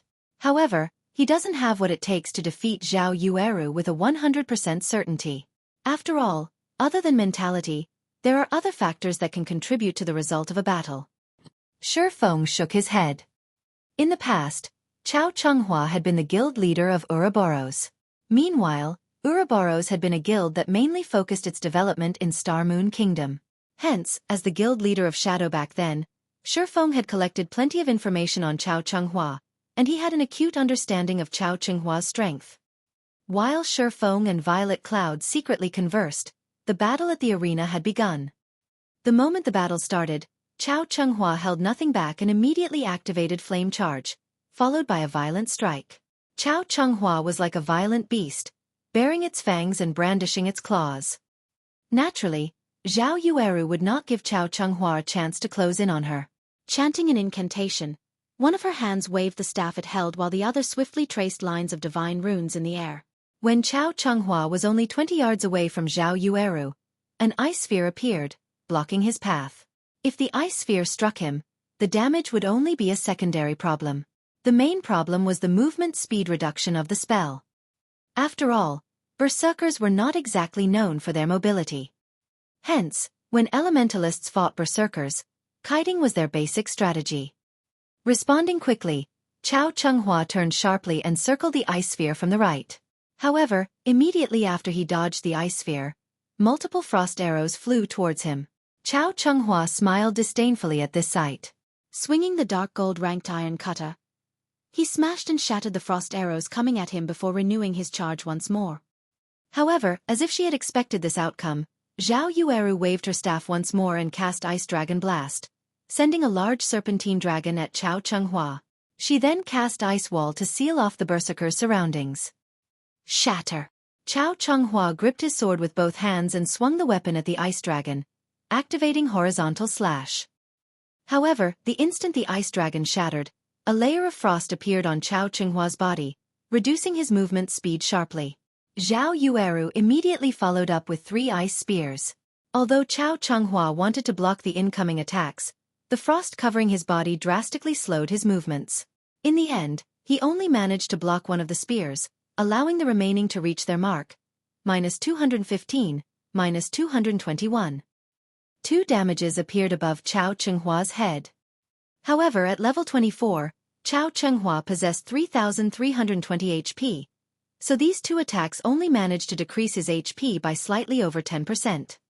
At this moment, Chao Chunghua frowned. He had clearly shattered the ice dragon, yet, why had the freezing effect still taken hold? It seems the effect of this new skill is quite powerful after all. Zhao Yueru was very satisfied with her previous attack. Ice Dragon Blast was the advanced skill Zhao Yueru had recently learned. Opponents could defend against ordinary spells. However, Ice Dragon Blast was slightly different. Even if her opponent blocked the attack, although it would not deal any damage, it would still inflict a speed reduction effect lasting 5 seconds. When used against classes with low mobility like the Berserker, it was extremely useful. Now that Chao Chunghua's speed had fallen, Zhao Yueru would take advantage of it. First, she cast Frozen Circle, freezing the slowed Chao Chunghua. A magic array then appeared by Zhao Yueru's side, and 5 fireballs the size of washbasins circled the elementalist. Go! Zhao Yueru cast Flame Barrage and bombarded Chao Chunghua with attacks. Ice Spear was a fast attack spell. It possessed speed, but not power. Hence, the 2 previous attacks had merely been a scratch to Chao Chunghua. However, Flame Barrage was different. If all 5 fireballs struck the guild leader, he would lose over half of his HP. At this moment, Chao Chunghua was still frozen in place, unable to move. He could not dodge the bombardment of the 5 incoming great fireballs. Gah! We've won! Fierce Snake shouted excitedly. Just before the 5 great fireballs struck Chao Chunghua, however, the berserker's skin suddenly flushed red, and his body seemed to grow. The layer of frost binding his legs instantly shattered. Nobody would have thought that Chao Chunghua had learned a control removal skill. In the next moment, Chao Chunghua released a thundering roar. He then brandished his great sword with both hands as he charged at the nearest great fireball. With a slash of his sword, Chao Chunghua split the spell in half. Meanwhile, the remaining 4 great fireballs merely rubbed past Chao Chunghua's body, each dealing slightly over -100 damage. After breaking through Zhao Yueru's Flame Barrage, the distance between Chao Chunghua and Zhao Yueru was only 8 yards. Launching himself into the air, Chao Chunghua activated Death Leap and arrived by Zhao Yueru's side. He followed up with a thunderclap before twisting his body and using Cleave. In a panic, Zhao Yueru hurriedly used Blink. However, she was too late. Not only had Thunderclap reduced her speed, but she also took the full brunt of Chao Chunghua's Cleave. Instantly, Zhao Yueru's HP of over 2,600 points fell to around 1,700 points. Fortunately, Zhao Yueru had kept Magic Shield active, absorbing a certain amount of damage. Otherwise, Chao Chunghua's Cleave would have destroyed at least half of her HP. However, just after Zhao Yueru used Blink to pull a distance of 15 yards between Chao Chunghua and herself, the Berserker used Charge for the second time, approaching the Elementalist at high speeds. Zhao Yueru waved her staff, sending out multiple ice spears. Facing these attacks, Chao Chunghua had no choice but to defend himself with his great sword, slowing him down. Meanwhile, Zhao Yueru took this chance to widen the gap between them further, not forgetting to use control skills like Ice Wall and Ice Sphere while she made her escape. However, due to the debuff from Thunderclap, Zhao Yueru's movement speed had greatly reduced. Meanwhile, ever since Chao Qinghua's body had increased in size, he had been able to shrug off control effects. After fending off Zhao Yueru's attacks, he charged at the Elementalist and activated Trisecting Slash. 3 crescent-shaped blades of light flew at Zhao Yueru. Zhao Yueru used Frost Shield to block the attacks, taking the chance to jump away and dodge Chao Qinghua's Trisecting Slash. However, as if he had predicted what Zhao Yueru would do, Chao Qinghua charged towards her new position, swinging his greatsword violently. Horizontal Slash. Zhao Yueru knew that she could not avoid this attack. Blink was still on cooldown. She needed a little more time before she could use it again. With no other choice, she could only block the attack with her staff. Although mages had low strength, they could still use their weapons to block attacks, reducing the damage received. Not to mention, she still had magic shield. As long as she endured a few hits, she could use Blink to escape. Normally, control skills like the one Chao Qinghua had used did not possess a very long duration. Moreover, Zhao Yueru had already seen through the trajectory of Chao Qinghua's attack. She could easily angle her staff to utilize the force of the impact to pull away from Chao Qinghua. However, after Chao Qinghua's iron cutter landed on her staff, Zhao Yueru did not feel any force transmitted to her hands. Instead, the great sword appeared at Zhao Yueru's side. Chao Qinghua's attack shattered the magic shield and struck Zhao Yueru viciously.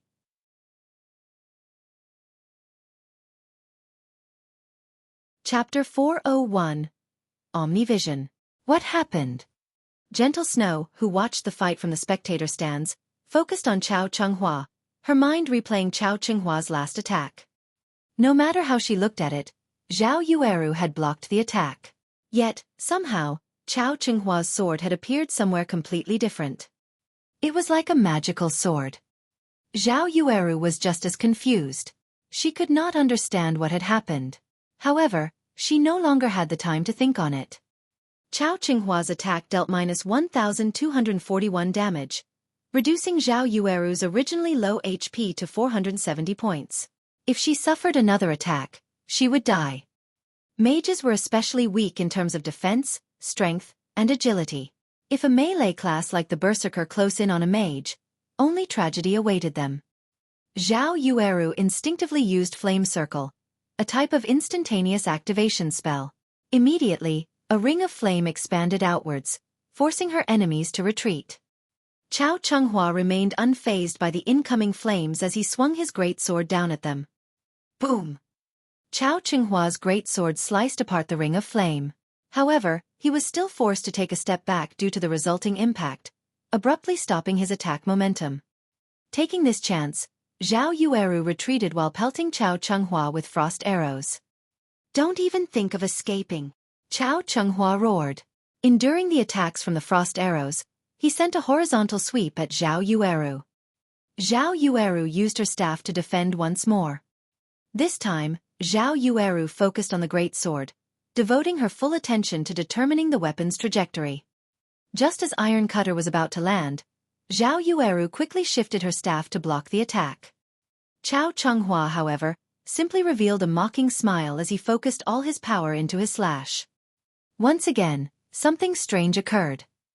Chao Qinghua's Iron Cutter suddenly disappeared before reappearing and striking Zhao Yueru's blind spot. Before Zhao Yueru realized what had happened, her body was on the ground, her vision darkening. Zhao Yueru, do you understand now? Only by following me will you have a bright future ahead of you, Chao Qinghua said as he looked down at Zhao Yueru's fallen body. Zhao Yueru wanted to rise and retaliate. Unfortunately, her HP had already fallen to 0. Victor in the first match, Chao Qinghua. Meanwhile, not only had Zhao Yueru lost a level after dying, but she had also dropped a piece of her equipment and lost a significant amount of skill proficiency. After resurrecting, Zhao Yueru walked up to Gentle Snow, her disappointment written all over her face. Feeling deeply ashamed, she said, "Snow, I'm sorry." Her loss had undoubtedly increased the burden on the later fights. After all, out of the next 4 matches, they needed to win 3 to win this competition. It's not your fault. Chao Qinghua hid his strength too well. Not only did he learn a control removal skill, but he also learned a new, mysterious skill. There is nothing wrong with losing to him, Gentle Snow comforted. Leave the rest to meal. Ma'am. Zhao Yueru silently nodded, her eyes shining with unshed tears. Although Gentle Snow had consoled her, she could not forgive herself. What frustrated her the most was the fact that she didn't even know how she had lost. Shifeng, who had observed the fight from a distance, was similarly surprised. Since when had Chao Chenghua become so strong? Thinking back to Chao Chenghua and his team's expressions, Shifeng finally understood why they had been so confident in Chao Chenghua's victory. Big brother Yifeng, do you know what sort of skill this Chao Chenghua used? Even after watching the match, I still failed to discern the attack pattern of that strike of his. Chao Chenghua's attack clearly wasn't that fast, yet, his blade had suddenly vanished and reappeared somewhere else. How can anybody block such an attack? Violet Cloud was curious about Chao Chenghua's previous attacks. If Chao Chenghua possessed such a strange skill, then one could only kite him and kill him from a distance. Did you think that was a skill? Shifeng chuckled. Was it not a berserker's skill? Violet Cloud asked, surprise filling her face. Shifeng shook his head, explaining, that isn't an in-game skill. Rather, it is a martial arts technique. A martial arts technique? Violet Cloud gaped. If anyone else had said these words, she would suspect that they were boasting. However, if they came from Shifeng, they must be true. Chao Chenghua used a technique similar to rock-paper-scissors, using scissors before he took action. Zhao Yueru, upon noticing Chao Chenghua was about to use scissors, naturally chose rock. However, before the two clashed, Chao Chenghua suddenly changed to paper. So Chao Chenghua won, while Zhao Yueru could not figure out how Chao Chenghua had used paper. That's the general idea of this technique. Although it sounds easy theoretically, it is actually quite difficult to pull off. One needs to have learned Omnivision and carefully observe their opponent. However, I'm not referring the ordinary observations we make. One needs to see the whole picture, looking at everything objectively without bias to gain insight into the enemy's actions. When Chao Chenghua had attacked earlier, he had analyzed Zhao Yueru's actions, her body's movements, defensive positions, everything. Hence, when Zhao Yueru was about to defend herself, Chao Chenghua changed the trajectory of his attack, striking Zhao Yueru's blind spot. By the time Zhao Yueru reacted, she had already taken damage. Of course, when Chao Chenghua swung his greatsword, he had also used a technique called second acceleration. When he swung his greatsword, he had not attacked with his full power, using only around 40%. Only when he changed his attack's trajectory did he use his full power. Such a sudden acceleration leaves an afterimage, causing one to think that the great sword still followed its original trajectory. So when you saw Chao Chenghua's sword suddenly vanish, what you actually saw was a false image produced by your mind. Zhao Yueru does not possess such combat experience, and she has no martial arts training. It is only natural that she lost. A realization struck Violet Cloud as she listened to Shifeng's explanation. After hearing Shifeng, Violet Cloud felt as if a door had opened within her, and she had discovered a whole new world beyond that threshold. So, players could use such techniques in battle. As Violet Cloud recovered from her shock, a new thought suddenly popped into her mind. Since Big Brother Yifeng can explain it in such detail, does that mean that Big Brother Yifeng knows how to do it as well? The thought excited the young cleric. As Shifeng and Violet Cloud discussed the fight among themselves, the system revealed the next pair of combatants. Shifeng then shifted his gaze to the electronic display above the arena. Second match. Gentle Snow vs. Blackheart Arrow. Gentle Snow was a berserker, while Blackheart Arrow was a ranger. Comparing classes, berserkers were the more dominant of the two classes. Although rangers had some close combat capabilities, their advantage lay in their ultra-long-range attacks. They were more suited for fighting in jungles or forests. In this arena with limited space and no obstacles to use as a cover, rangers were at a disadvantage. Furthermore, Gentle Snow's techniques were stronger than Blackheart Arrow's. Despite being in such a disadvantageous position, however, Blackheart Arrow was still very calm. There was even a hint of scorn in his eyes, his gaze void of the respect he had shown Gentle Snow in the past. When both fighters entered the arena, the countdown for the battle began.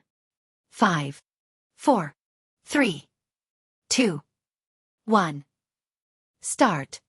Blackheart Arrow immediately spun around and activated Wind Chaser, intending to increase the distance between him and his opponent. However, Gentle Snow's first attack stunned everyone present.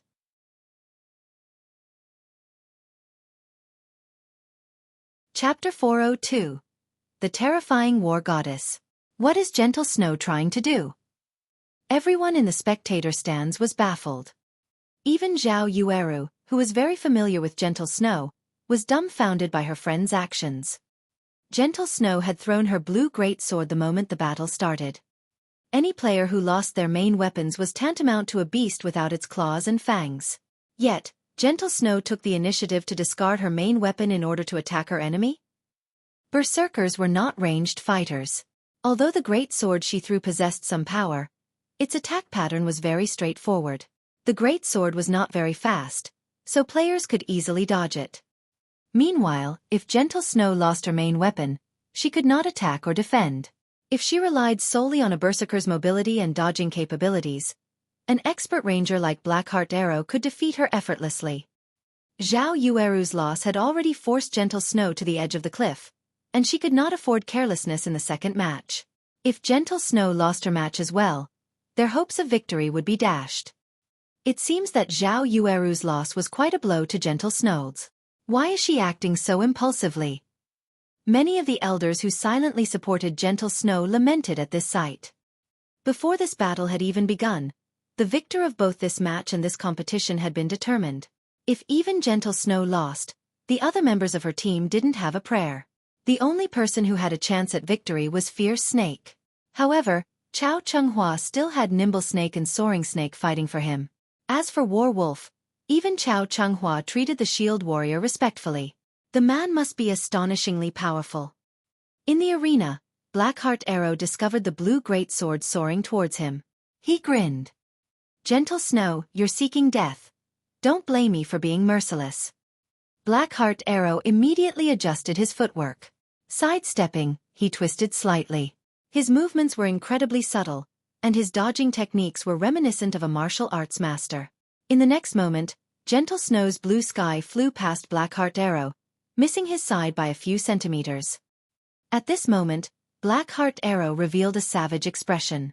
Whenever he had fought Gentle Snow in the past, the latter would always beat him into a pulp. Even today, he was not absolutely confident that he could triumph over the Snow Goddess. However, she had foolishly thrown her greatsword, assuming that he couldn't dodge it. Now that she no longer had her main weapon, she could not deflect his rain of arrows. Blackheart Arrow retrieved the deep blue longbow from his back and retrieved the precious wind-breaking arrows from his bag. He then knocked the arrows, aimed at Gentle Snow, and drew his bow into a full moon. Wind-breaking arrows. There was also an additional knockback effect when the arrow hit its target. Furthermore, the bow Blackheart Arrow used, Blue Wings, had an effect that increased an arrow's speed by an additional 15%. Compiling both of these effects, even an agility-focused assassin would struggle to dodge his attacks. At most they could use their weapons to deflect the arrows. Previously, Blackheart Arrow had tested the wind-breaking arrows with Nimble Snake. Within 20 yards, even with Nimble Snake's skills and extremely fast reaction speed, he could only use his daggers to defend himself against the arrows. Hence, there was no way a low agility and unarmed berserker could protect herself from them. This was one of the reasons why Blackheart Arrow was confident that he would defeat Gentle Snow. Just as Blackheart Arrow was about to fire 3 wind-breaking arrows at Gentle Snow, the Snow Goddess suddenly revealed a faint smile. Watch how I'll get rid of. Ah! Blackheart Arrow suddenly felt a sharp pain in his back, and he plunged, face first into the ground. A damage of -1,342 appeared above his head, his HP decreasing by almost half. Blackheart Arrow's mind was blank as his body fell to the ground. What happened? Hadn't he been the one attacking? How had he fallen? There was even an additional heavily injured debuff on him now. His movement speed and attack speed had decreased by 20% for 6 seconds. Moreover, by the time he looked up, the blue greatsword Gentle Snow had thrown had somehow returned to her, and the berserker was charging at him. Wasn't that death throw? When did Gentle Snow learn it? Moreover, the skills level has actually reached Tier 1. Is it an innate skill of her weapon? With his wealth of experience, Shurfeng had immediately discerned the skill Gentle Snow had used. Death Throw was not a skill unique to berserkers. Rather, it was a special skill with a two-staged attack. Those unaware of this skill would simply think that Gentle Snow had thrown her weapon.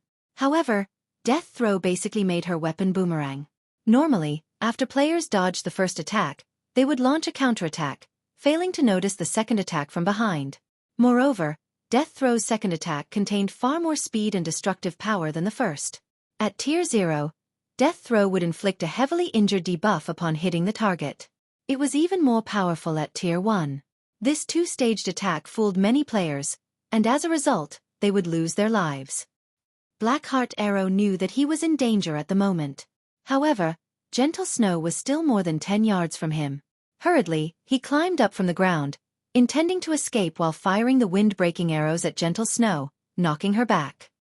However, the moment Blackheart Arrow stood, he suddenly discovered Gentle Snow slashing down her blue greatsword despite the distance between them.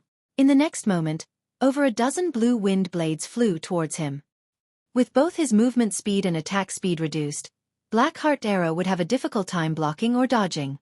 The ranger immediately released an angry bellow, intending to activate a life-saving skill, Backward Jump. However, why can't I use any of my skills?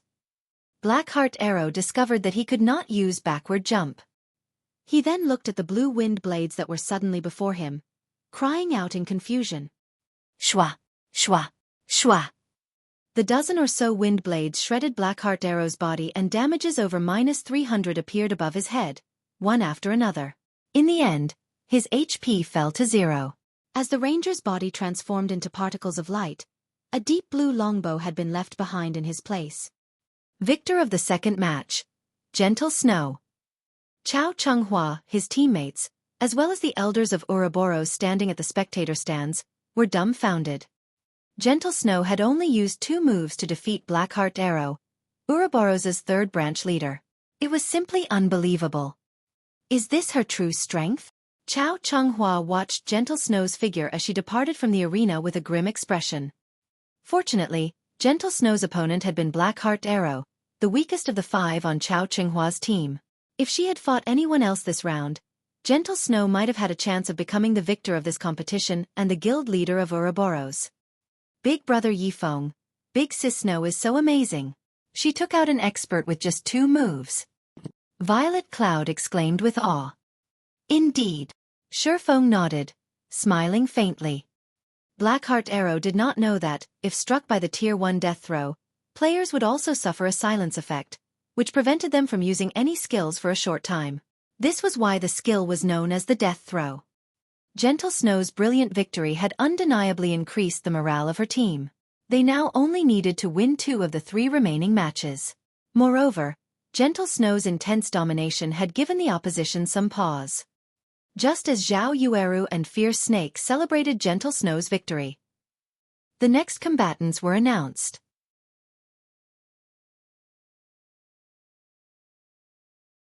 Chapter 403, Boiling Fury.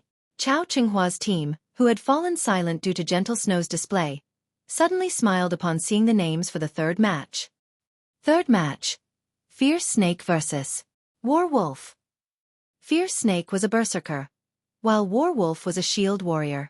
Regarding combat power, berserkers held the advantage over shield warriors. However, shield warriors possessed high HP and defense, as well as plenty of life-saving skills, making them far more difficult to deal with than other classes. In general, neither class had an edge over the other. Hence, the players' techniques would determine the outcome of this 3rd match. Gentle Snow looked at the shield warrior who had remained silent and calm throughout the competition. Despite doing nothing, Warwolf exuded a faint pressure that made one unconsciously distance themselves from him. No matter how Gentle Snow examined Warwolf, she could never mistake him for an ordinary expert. Even her core team's MT, Ghost Chop, had admitted that he had only started playing a shield warrior because of this man. Furthermore, Chao Chunghua and the rest of his team treated Warwolf with great respect. This showed that Warwolf's standards were top tier, and he should not be any weaker than Nimble Snake. Of the 12 apostles, Soaring Snake ranked 1st, Nimble Snake ranked 3rd, and Fierce Snake ranked 9th. If Fierce Snake fought Nimble Snake, his chances of victory only hovered between 30% and 40%. If Warwolf was stronger than Nimble Snake and was about equal to Soaring Snake, then Fierce Snake's chances of victory were only around 20% to 30%. However, Warwolf did not play a damage-dealing class. His attacks would not be very powerful. On the other hand, a Berserker also wore plate armor. Unlike leather and cloth armor classes, Berserkers would not die so easily. Knowing this, Warwolf was prepared to fight a battle of attrition and slowly exhaust Fierce Snake to death. After all, that was the Shield Warrior's specialty. Fierce Snake, your opponent is not simple. Make sure you don't cross swords with him for too long and give him any openings. Gentle Snow whispered a reminder to Fierce Snake. She then took a gold-rimmed skill book from her bag, carefully handing it to Fierce Snake, saying, "Learn this skill. If you use it at a crucial moment, you might defeat him." Fierce Snake's heart pounded the moment he read the introduction of this skill book. This skill book was an extremely rare burst skill for Berserkers, Boiling Fury. For a short time, the skill increased the player's damage by 40%, strength by 15%, and attack speed by 30%. Moreover, the less HP the player had, the faster their attack speed would become. To a Berserker, this skill book's value far surpassed that of 1 or 2 dark gold weapons. Big Sis Snow, Boiling Fury is too valuable.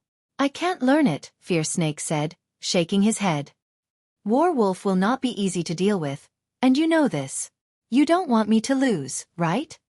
Worried that a powerful enemy would appear, Gentle Snow had prepared for this competition. As the underground arena prohibited players from using any tools, the only way to raise a player's combat power was to learn new and powerful skills. Boiling Fury was one such skill Gentle Snow had prepared. She also had another advanced skill for Nimble Snake. Unfortunately, that skill book would not come into play during these matches.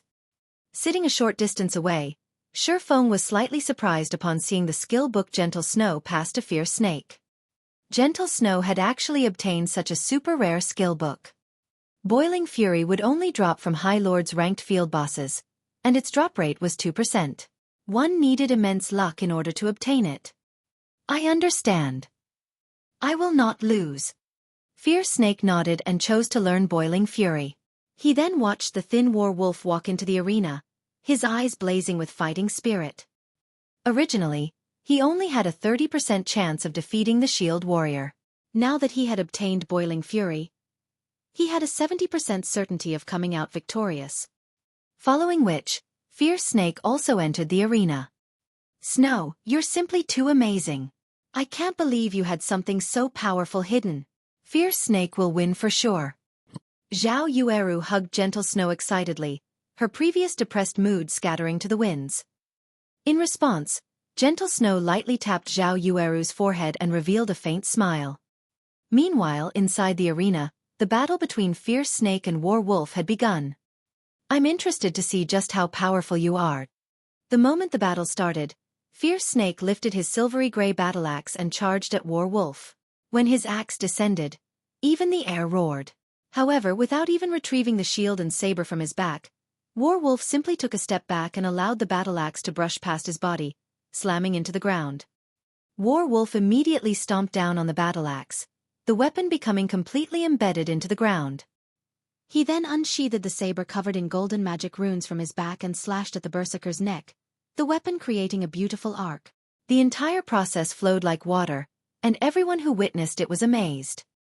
Before Fierce Snake could respond, a damage of -536 points appeared above his head. Although Warwolf's attack had not dealt a significant amount of damage to Fierce Snake, who had over 3,200 HP, this strike had dealt a heavy blow to the Berserker's mentality. Before he could even react, Warwolf's attack struck him. In Fierce Snake's memories, this had never happened in any of the PvP battles he had participated in before. Seeing Warwolf's saber slashing at him again, Fierce Snake hurriedly used Whirlwind Slash. At this moment, Warwolf lifted his shield, blocking Fierce Snake's skill and taking a single step back. Fierce Snake took advantage of his small victory to follow up with a series of attacks, using skill after skill to force Warwolf into a continuous retreat. Yet, to everyone's surprise, Fierce Snake's HP continued to decrease despite being on the offensive. Every time Fierce Snake attacked, Warwolf would effortlessly block it with his shield and counterattack with his saber. Fierce Snake had no idea what was happening. Although he had tried to dodge and block Warwolf's counterattacks, the Shield Warrior's saber would always somehow land a hit. Even when Warwolf took the initiative to launch an attack, he couldn't dodge or defend himself. Warwolf's saber would always disappear in mid-swing before suddenly appearing elsewhere. By the time Warwolf's saber reappeared, it was too late for him to react. He could only watch as his HP fell, powerless to do anything about it. Damn! Seeing that he had less than 1,000 HP remaining, Fierce Snake gritted his teeth and activated Boiling Fury. At this point, if he hesitated to activate Boiling Fury, he would die in a few moments. However, even after activating Boiling Fury, Fierce Snake was no different than a baby swinging a large axe to Warwolf. This time, the Shield Warrior did not even bother to use his shield and relied on his reflexes to dodge every one of Fierce Snake's attacks. It looked as if Fierce Snake's axe actively avoided Warwolf as the weapon brushed past him, never hitting his body. Fierce Snake nearly crumbled. This scene dumbfounded both Gentle Snow and Zhao Yueru. They were familiar with Fierce Snake's strength. Yet, Warwolf could toy with him so effortlessly. Even Gentle Snow admitted that she was not capable of such a feat. Just who is he? Gentle Snow could not believe her eyes. Chao Chunghua had actually found someone so impressive. Most likely, only Zero Wings Guild leader, One-Hit Azura Black Flame, could contend with such a powerful expert. Inside the arena, Warwolf walked up to Fierce Snake, utterly relaxed. After swinging his saber twice, Fierce Snake's body fell to the ground, reluctance and frustration filling his face. Their strengths were on different levels entirely. Gentle Snow has definitely lost. The difference between our external player and hers is like heaven and earth. However, this is fate. Not everyone has the chance to connect with such an expert. If Chao Chunghua becomes the guild leader, he might be able to invite more experts into our guild. This would benefit the guild's future development. The elders seated in the spectator stands expressed their admiration of Warwolf's performance. They began to anticipate the future of the guild. As for Gentle Snow, they no longer expected anything of her.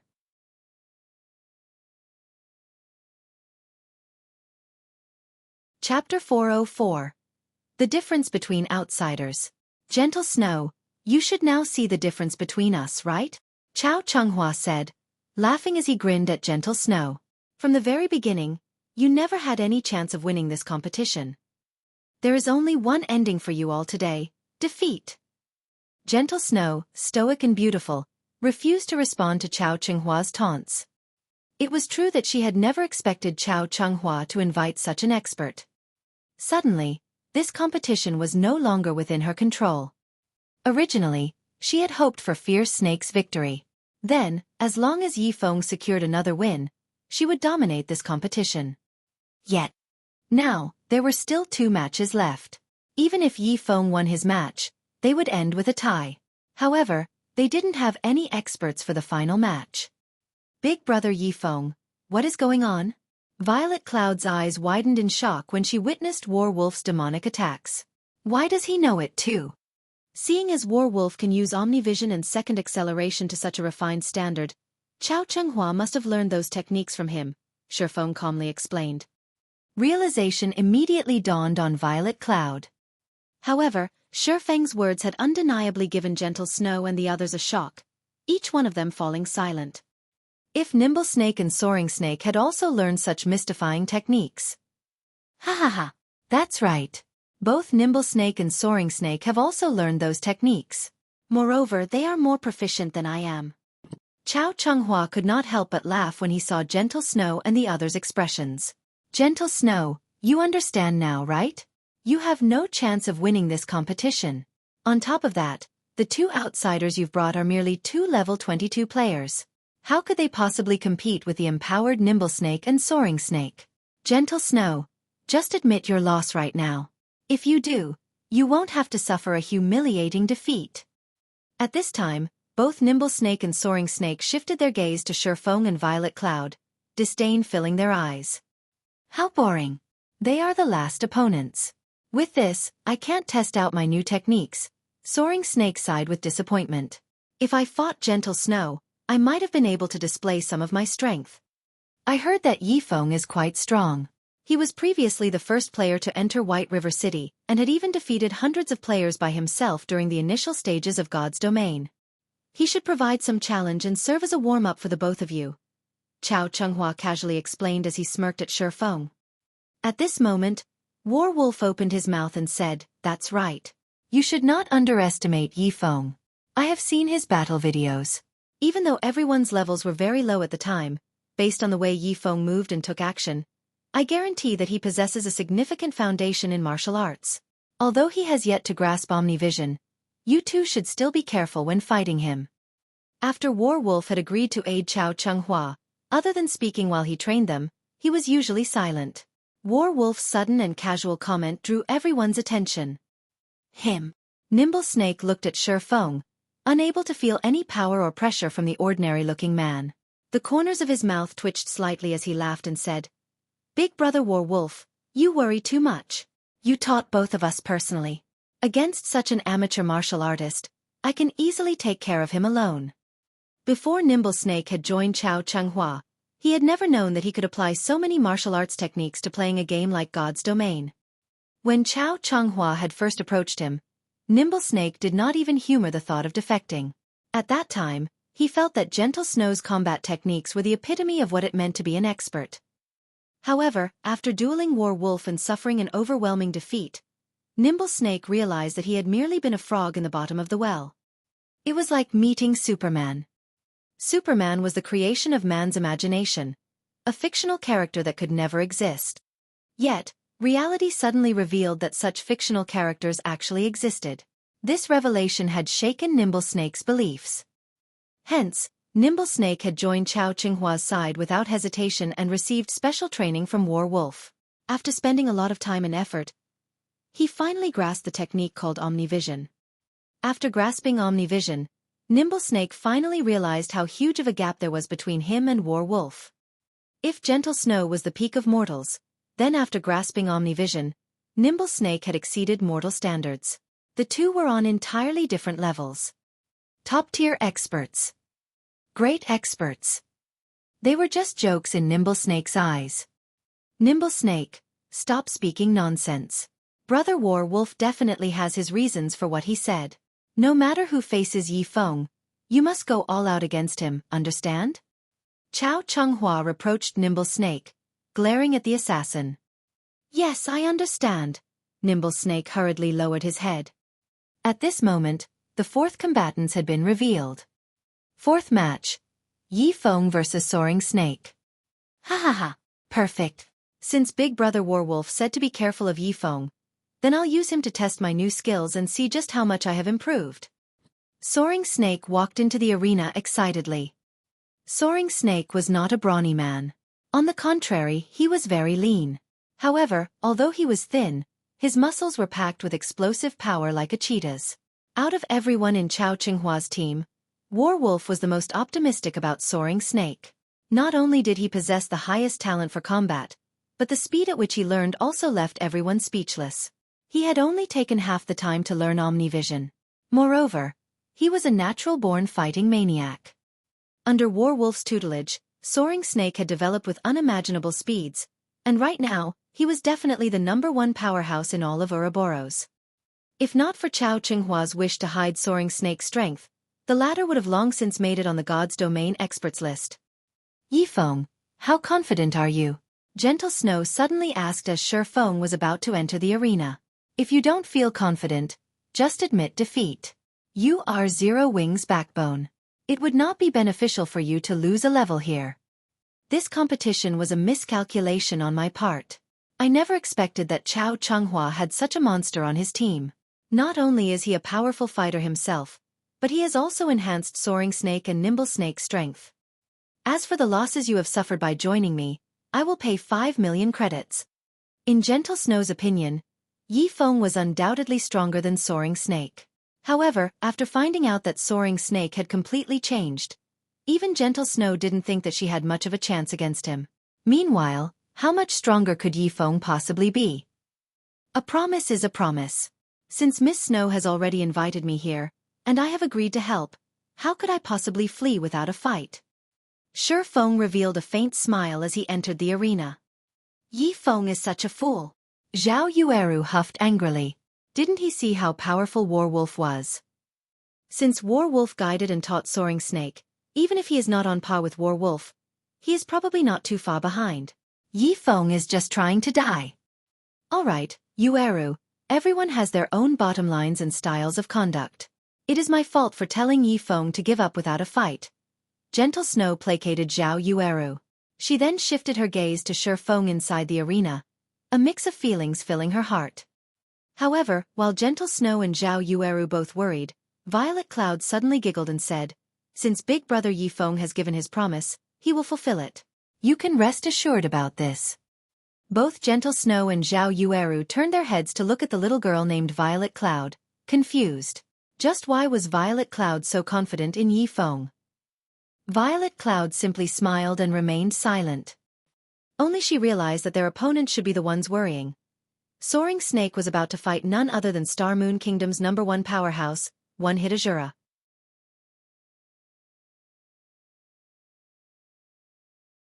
Chapter 405. Techniques are useless. Seeing Violet Cloud's confident yet silent smile, Zhao Yueru grew anxious. However, she also could not do anything about the situation, so she could only return her focus to the arena. Gentle Snow, on the other hand, was very calm, observing Violet Cloud. Previously, due to her anger over Nimble Snake's treachery, she had only glanced at the cleric, not paying her any mind. Now that Gentle Snow paid closer attention, she discovered that, although this little girl named Violet Cloud seemed like any ordinary spirited and harmless girl, she could feel a faint indescribable pressure from the girl. It felt completely different from the pressure Warwolf gave off. Warwolf felt more like a slumbering, feral wolf. Cruel, domineering, and vicious. As for Violet Cloud, she didn't know how to describe the girl. This was the first time she had encountered such a feeling. Violet Cloud felt like the starry sky at night. Silent, awe-inspiring, and profound. Just who is this little girl that Yifeng brought with him? Gentle Snow was quite confident in the accuracy of her sixth sense. After she started playing God's Domain, that sixth sense had only grown keener. Naturally, Violet Cloud noticed Gentle Snow staring at her. In response, she only nodded her head lightly and beamed a playful smile at the Snow Goddess. Inside the arena, Shufeng and Soaring Snake faced each other, both observing their respective opponent. Both were swordsmen, and the only difference between them was their level. Shufeng was only level 22 while Soaring Snake was level 24. With a difference of 2 levels and Soaring Snake's grasp of the combat technique Omnivision that granted him insight far beyond the average person, the battle was definitely tilted in Soaring Snake's favor. Yet, even though the starting signal for the battle had already occurred, Soaring Snake remained motionless. He stood there calmly, without any apparent intentions to rush at Shufeng. "Soaring Snake, what are you doing? Why aren't you moving?" Soaring Snake's hesitation puzzled his teammates. Usually, Soaring Snake was a battle maniac that would go into a frenzy the moment the battle began. He would never behave as calmly as he was now. Soaring Snake is certainly quite talented. Warwolf revealed a faint smile as he watched the motionless Soaring Snake. "Big Brother Warwolf, what do you mean?" Nimble Snake asked, confused. When in battle, one does not rely only on their physical prowess, but their mental strength as well. One must remain calm to obtain victory. Soaring Snake is currently adjusting his mentality, Warwolf explained. Indeed, just as Warwolf had said, Soaring Snake was not as excitable as he had once been. Instead, there was a hint of clarity in his eyes. Suddenly, Soaring Snake unsheathed his swords and with a powerful stomp, dashed toward Shufeng. As the first apostle of Ouroboros, Soaring Snake's weapons and equipment spoke for themselves. Of the 2 swords he wielded, one was dark gold ranked, while the other was fine gold ranked. Meanwhile, a large majority of his equipment was fine gold ranked. His gear was among the best currently available in God's Domain. Soaring Snake crossed more than 20 yards and arrived before Shufeng in an instant. Immediately, he launched a rapid attack at Shufeng. Soaring Snake had no intention of fooling around with Shufeng. However, faced with Soaring Snake's bombardment, Shufeng leisurely unsheathed the Abyssal Blade and the Purgatory's Shadow. Leaning forward, He lightly swung his two swords and readied his battle stance. Suddenly, the atmosphere in the arena changed. Everyone shivered, goosebumps covering their whole bodies. What is going on? Gentle Snow could sense something from Shifeng inside the arena. Who is this Yifeng? Chao Chenghua watched Shifeng with shock. Just by adjusting his stance, Shifeng had managed to deter every one of his opponents, causing their hearts to beat madly. Suddenly, silence overtook the arena. Facing Shifeng, Soaring Snake stumbled like a frightened bird, abruptly halting his steps. Not even Soaring Snake understood why he had suddenly stopped. After regaining his composure, he resumed his charge at Shifeng. Your courage is commendable. Shifeng smiled faintly and nodded. Although Shifeng's voice was soft, Soaring Snake, with his acute five senses, could hear Shifeng's words clearly. Rage instantly burned in his heart. Activating Windblade, his speed increased once more as he slashed at Shifeng. However, the moment Soaring Snake was within range, Shifeng struck his adversary with even greater speed. Shifeng's sword was as fast as lightning, reaching Soaring Snake in no time at all. Just as the abyssal blade was about to slice open Soaring Snake's neck, something strange occurred. The sword, which should have originally cut Soaring Snake, struck only air. Meanwhile, Soaring Snake's upper body completely vanished from Shifeng's sight. Taking a closer look, Soaring Snake had actually reclined his body to evade Shifeng's fatal strike. A pity. Soaring Snake revealed a malevolent smile. Before Soaring Snake had even finished speaking, his two swords flew towards Shifeng's sides. His angle of attack was extremely complex and prevented Shifeng from dodging. With no better choice, Shifeng activated Defensive Blade to block the two attacks. He then took the chance to distance himself from Soaring Snake. What is going on here? Soaring Snake can dodge such a fast attack? Zhao Yueru considered herself an expert, and her dynamic vision was excellent. In her view, Shifeng's previous strike had been perfect. His strike was so fast that the attack should have been impossible to avoid.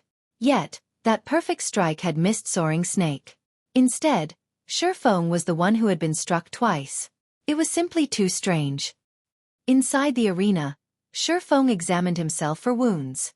He frowned at the amused smile plastered on Soaring Snake's face. Leisurely, he said, I never expected that you would have hidden your strength so well. Your reaction speed is impressive. I am both a swordsman and the strongest member of the 12 Apostles. How could I possibly be slow? Soaring Snake laughed. You, on the other hand, have truly surprised me. You were able to use Defensive Blade the moment I countered your attack. Your reactions are not slow, either. No. I'm not talking about that, Shifeng shook his head. To be precise, you dodged my sword because your neural reaction is fast, no. Oh. You've discovered that? Soaring Snake asked, feeling slightly surprised. In the next moment, he smiled and said unconcernedly, so what? Do you think you can win despite it? Snow, what are they talking about? Zhao Yueru asked curiously.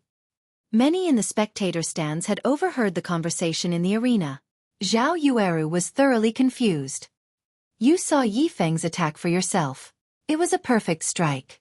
Yet, Soaring Snake still dodged it. Do you know how? Gentle Snow inquired, wearing a grim expression. Isn't it because Soaring Snake detected Shifeng's attack, so he managed to evade it? Zhao Yueru did not understand what Gentle Snow was trying to say. You could put it that way. However, detecting an attack is one thing. Dodging it is an entirely different matter. With the speed of Shifeng's strike, not even a top-tier assassin could dodge the attack from so close. Yet, Soaring Snake had done just that. The reason lies in Soaring Snake's neural response rate. When ordinary people act, their brains go through three processes: cognition, understanding, and correspondence. Time is required to go through all three. Statistically, the average person's reaction time is 0.3 seconds. Top sprinters who have undergone arduous training can shorten it to around 0.15 seconds. However, no matter how hard a person trains, they can never lower the transmission speed of their neural signals below 0.1 seconds. Of course, this is only common knowledge. Based on Soaring Snake's reaction time, his was 0.7 seconds, possibly around 0.6 seconds. His reaction was a lot faster than the average person. In other words, where an ordinary person can carry out 3 to 4 actions in 1 second, Soaring Snake can act over a dozen times. Because of this, not only could Soaring Snake dodge Shifeng's sword, but he also managed to stab at Shifeng twice simultaneously. This is no longer a situation of technique or hard work, but talent. One could say that Soaring Snake is a true combat genius.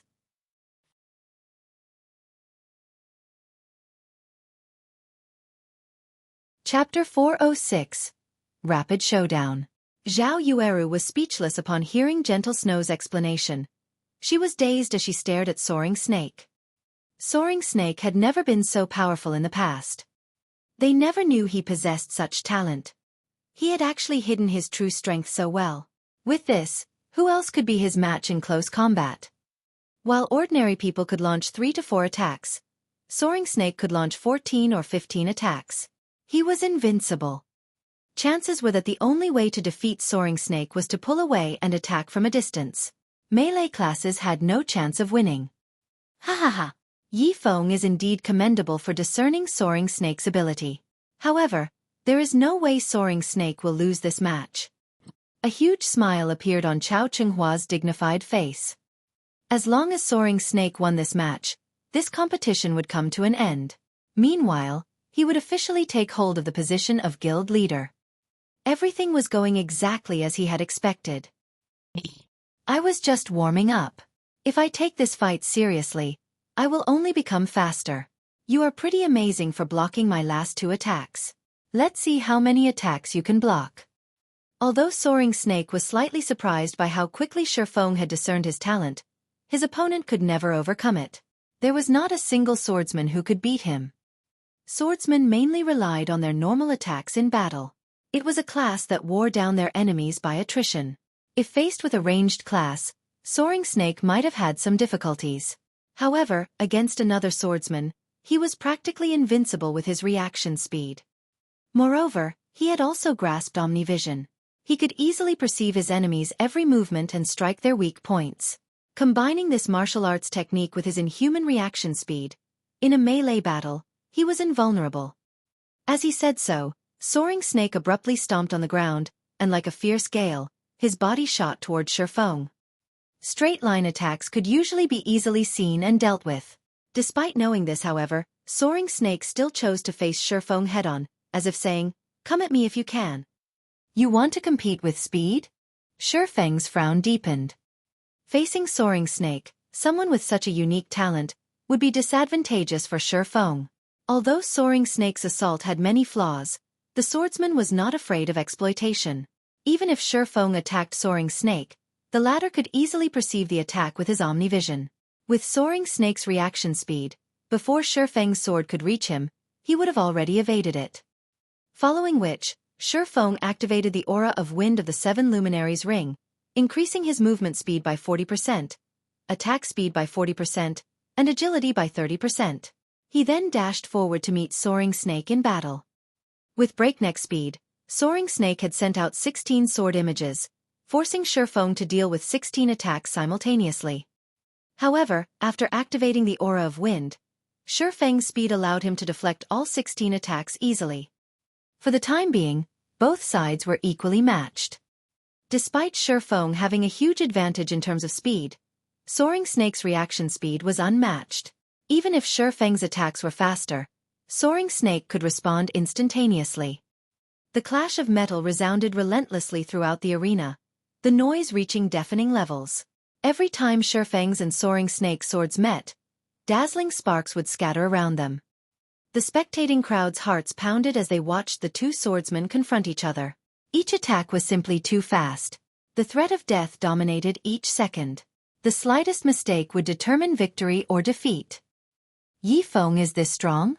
No wonder he was so confident, Zhao Yueru said with shock, her eyes focused on Shifeng inside the arena, who had yet to lose any HP. Fierce Snake, who had been resurrected not long ago, nodded in agreement. In such a furious showdown, he might not last even 2 seconds before suffering defeat. Of course. Big brother Yifeng is very strong. Violet Cloud giggled. What a joke. How could the publicly acknowledged #1 expert of Star Moon Kingdom, one-hit Azura, lose just because the opponent possesses a special physique? Fine, fine, fine. Your big brother Yifeng is the most amazing. Zhao Yueru was also relieved upon seeing Shifeng's performance.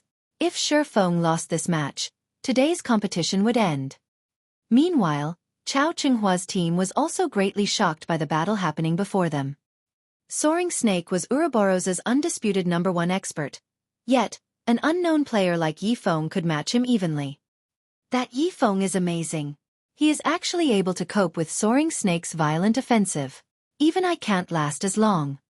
Nimble Snake felt slightly surprised as he looked at the relaxed expression on Yifeng's face.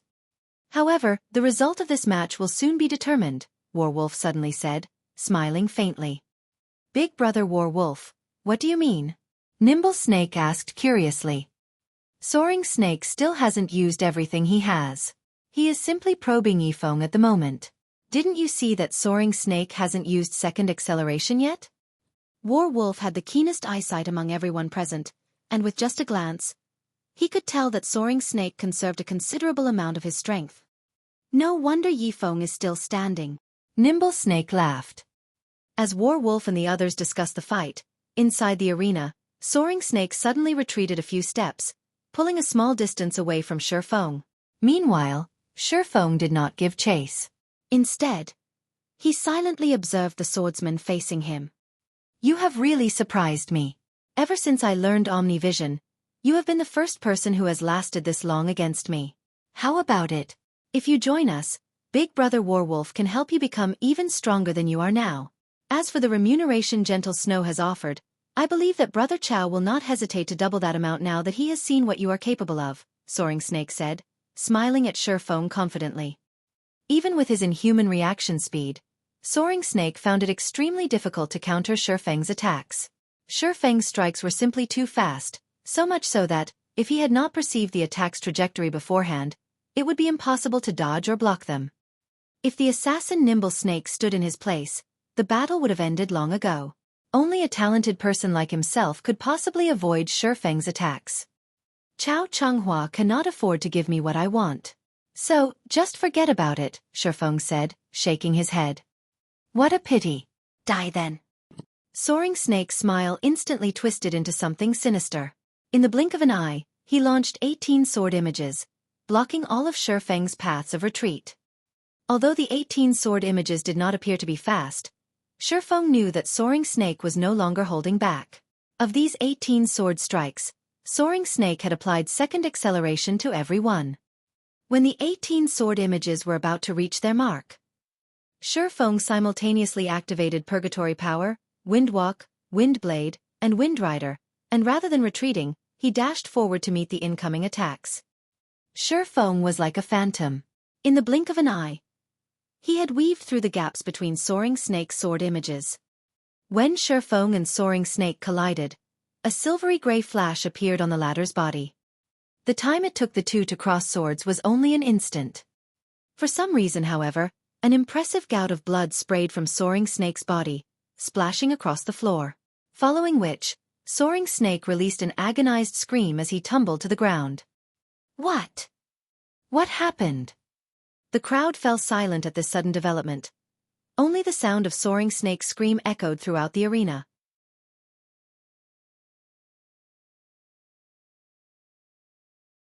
Chapter 407. Final Battle. What just happened? Why did Soaring Snake fall even after using second acceleration? When was Soaring Snake attacked? Chao Chenghua bellowed. Chao Chenghua simply could not believe what he had just seen. From his position, he could see the entire battle, yet he was completely clueless as to what had just happened between the two swordsmen. It was simply ridiculous. In fact, Chao Chenghua wasn't the only one confused. None of the spectators understood what had just happened. The crowd saw Shifeng dive headfirst into the Soaring Snake sword images before he suddenly vanished. Before they realized it, Shifeng had already walked past Soaring Snake's body. Meanwhile, multiple sword wounds had appeared on Soaring Snake, blood gushing from those wounds. In this match, no matter how one looked at it, Soaring Snake had already obtained his victory, yet, the true outcome of the battle was completely unexpected. For a moment, nobody could accept this reality. As Soaring Snake's instructor, Warwolf was most familiar with Soaring Snake's strength. Warwolf was also an expert with frightening combat power in his own right. However, after witnessing this scene, he too found it unbelievable, so much so that he was more shocked than everyone else present. The higher you were, the better view you would have. Others might not have realized what had happened, but Warwolf had seen some clues. However, his confusion was precisely because of what he had seen. Although Shifeng's speed was indeed frightening, it was not at the level of becoming invisible. Yet, the instant Shifeng closed in on Soaring Snake, he suddenly vanished. By the time Warwolf noticed Shifeng again, the latter had arrived by Soaring Snake's side, their shoulders brushing past each other.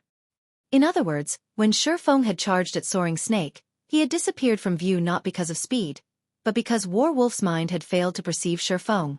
Even Soaring Snake, who used Omnivision and his inhuman reaction speed, had failed to perceive Shifeng. This was what thoroughly confused Warwolf. How had Shifeng achieved such a feat? Second acceleration was a technique used to confuse the eye, utilizing acceleration to catch an enemy off guard and attack their blind spot. With this technique, enemies would still have a small window to react. However, Shifeng's technique did not allow his enemies even that brief time before his sword landed. After Soaring Snake died, he dropped a level 20 fine gold-ranked pauldron, which Shifeng casually pocketed.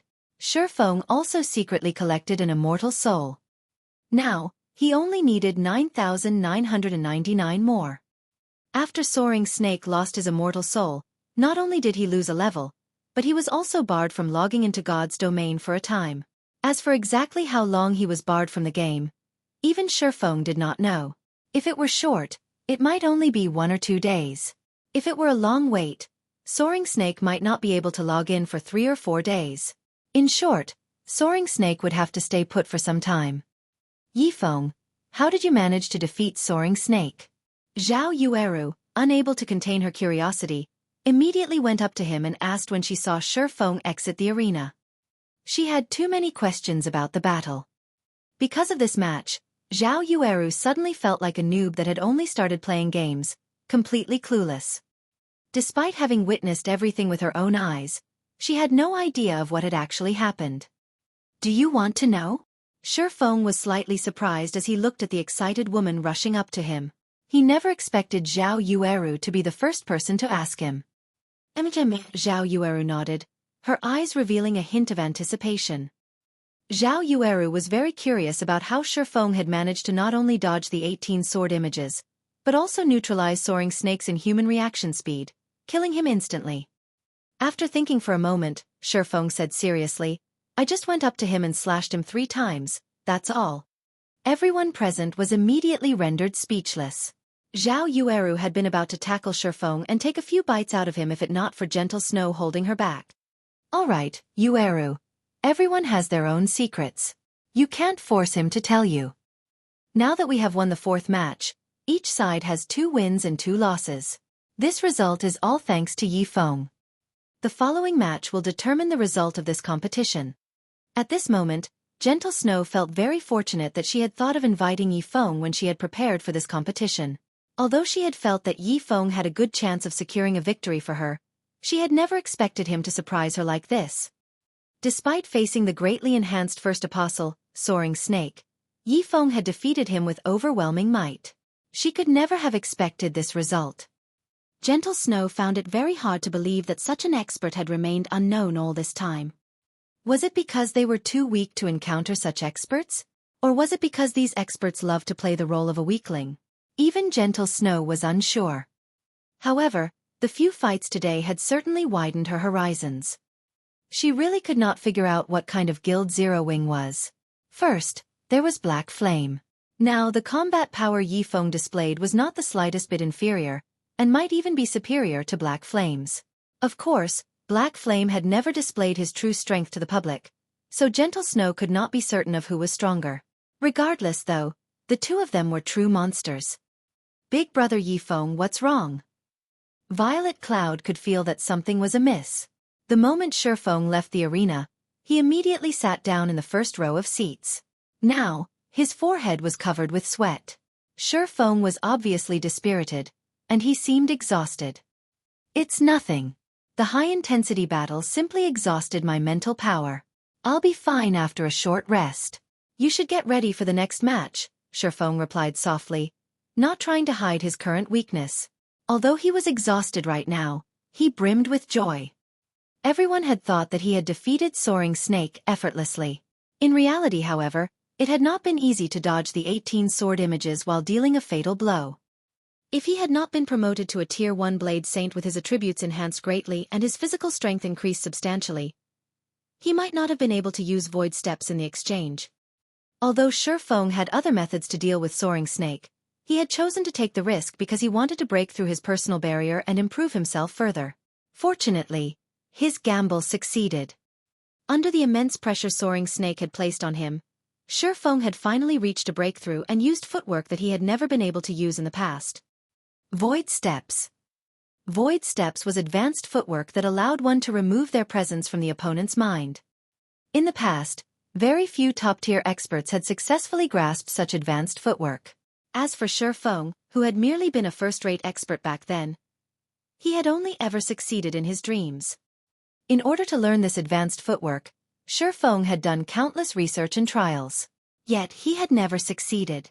This footwork possessed an extremely high requirement of a person's movement and breathing. It was not a technique that ordinary people could easily learn. However, Xuefeng's physique had massively improved after he had undergone his class change.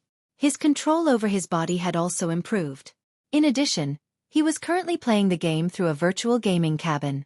Hence, Xuefeng had always thought of giving the footwork a try. Only he had never found the chance. Fortunately, Soaring Snake had created the perfect opportunity for him.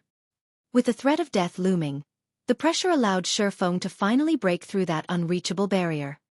Meanwhile, as Xuefeng was still feeling joyous over his own breakthrough, the fifth match of the competition had begun. Fifth match: Violet Cloud vs. Nimble Snake.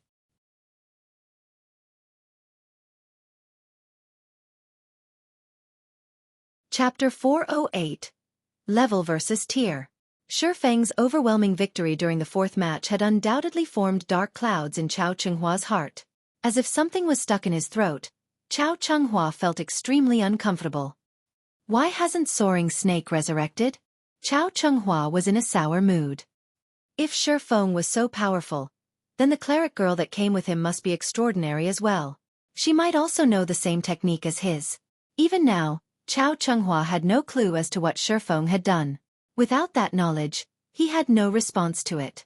Most likely, only Soaring Snake might know what sort of technique it was. Since Soaring Snake was still absent, Chao's anxiety began to take hold. Currently, the competition was tied, and Nimble Snake and Violet Cloud would face off in the final match. Nimble Snake was an assassin. Although he had an absolute advantage against a cleric and had learned Omnivision and second acceleration, they would be useless against Xuefeng's technique. Brother Chao, for some reason, Soaring Snake has logged off and is still offline. I can't contact him at all, Nimble Snake reported. At this moment, Nimble Snake was also panicking, afraid that his opponent would know the same technique that won the previous match. If he lost, Chao Chenghua would be finished. His life wouldn't exactly be easy either. Chao Chenghua paled as he looked at Soaring Snake's status window. He wished he could log off and strangle Soaring Snake. Playing hooky at such a crucial moment, was he trying to toy with him? Guild leader Chao, you don't have to be so worried. Although Yifeng is very powerful, that female cleric is different from those like Yifeng and me. Warwolf suddenly spoke. Brother Warwolf, are you sure? Chao hesitated. If Violet Cloud were not a martial artist like Yifeng and Warwolf, then even if she had powerful techniques, Chao Chenghua would have nothing to worry about. A cleric was still a cleric after all. Yes, she does not have the unique aura that people like us possess. I guarantee it, Warwolf affirmed, nodding.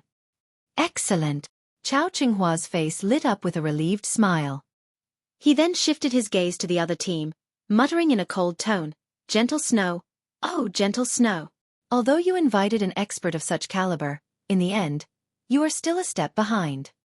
Nimble Snake, Do not disappoint me. Brother Chow, rest assured. She is only a level 22 cleric. I could have defeated her effortlessly even before I underwent the special training. Nimble Snake revealed a sinister grin as he glanced at Violet Cloud, who had already entered the arena. He was currently level 24. To an expert, an advantage of 2 levels made quite a difference. Following which, Nimble Snake entered the arena as well.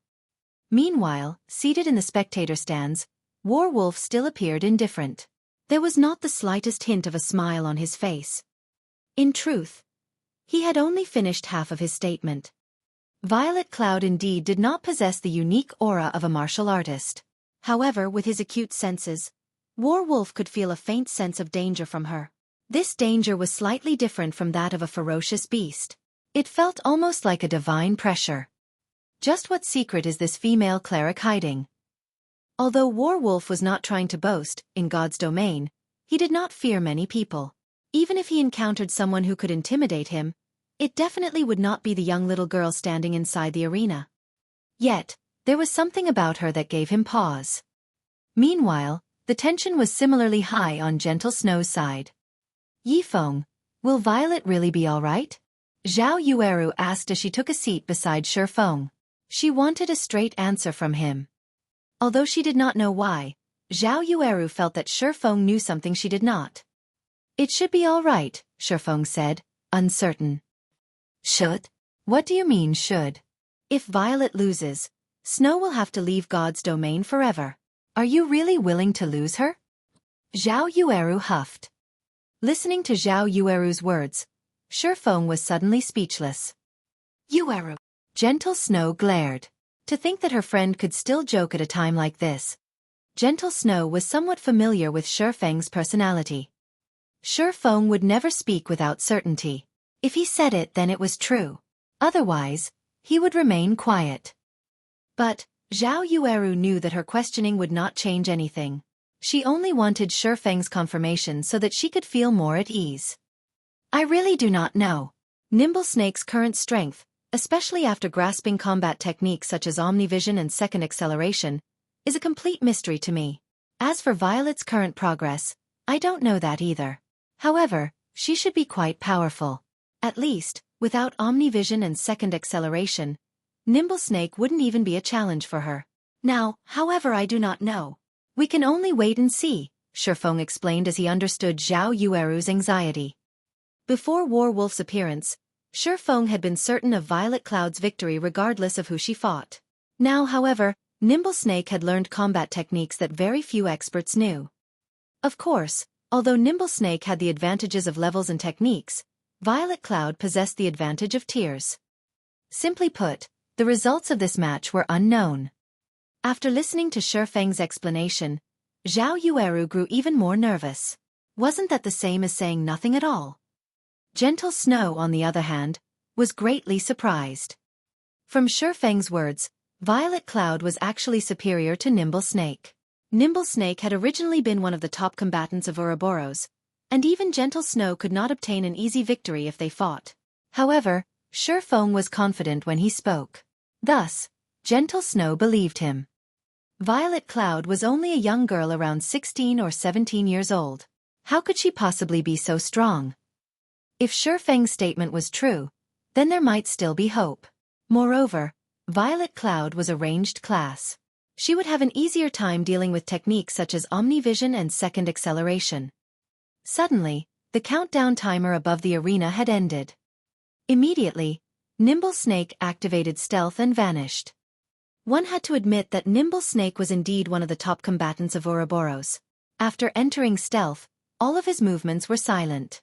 He was even stealthier than Absolute Heaven, and not even Shifeng, who watched from the spectator stands, could tell Nimble Snake's exact location. Time passed little by little. Other than Violet Cloud, there was nobody else visible inside the arena. However, Nimble Snake revealed no intentions of making a move.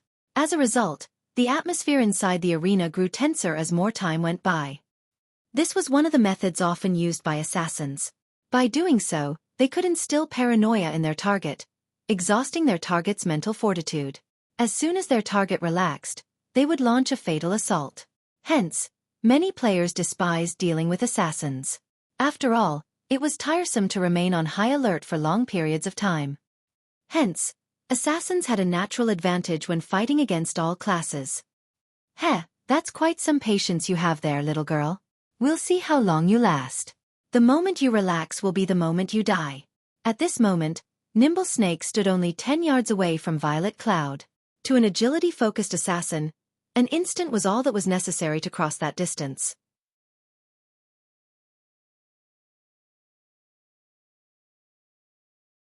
Chapter 409. The Difference of Tears. The seconds ticked past. The crowd seated in the spectator stands were on the edge of their seats. Although they were not the ones fighting, they were just as focused on the battle as the combatants in the arena. This was the final match. The result of this match would determine the fates of both sides. The winner would become the guild leader of Ouroboros, and their team members would obtain success and prestige. The loser, however, would have to leave God's domain forever, and those who followed them would struggle in the future. As a result, the tension was practically tangible in the stands. Even the elders observing the fight from the side felt heavy. Nimble Snake, show yourself if you dare. It has already been more than 20 minutes, yet, you still act like a coward. Even with the advantage of your class, you play such a dirty trick. Aren't you ashamed of yourself? Xueqi shouted. Her crescent brows tightened as she frowned at the quiet arena. From the beginning, Nimble Snake had shown no sign of attacking. Xueqi was greatly tempted to charge into the arena and fight the assassin with Violet Cloud. Nimble Snake was cunning. In order to gain victory, he would willingly act unscrupulously.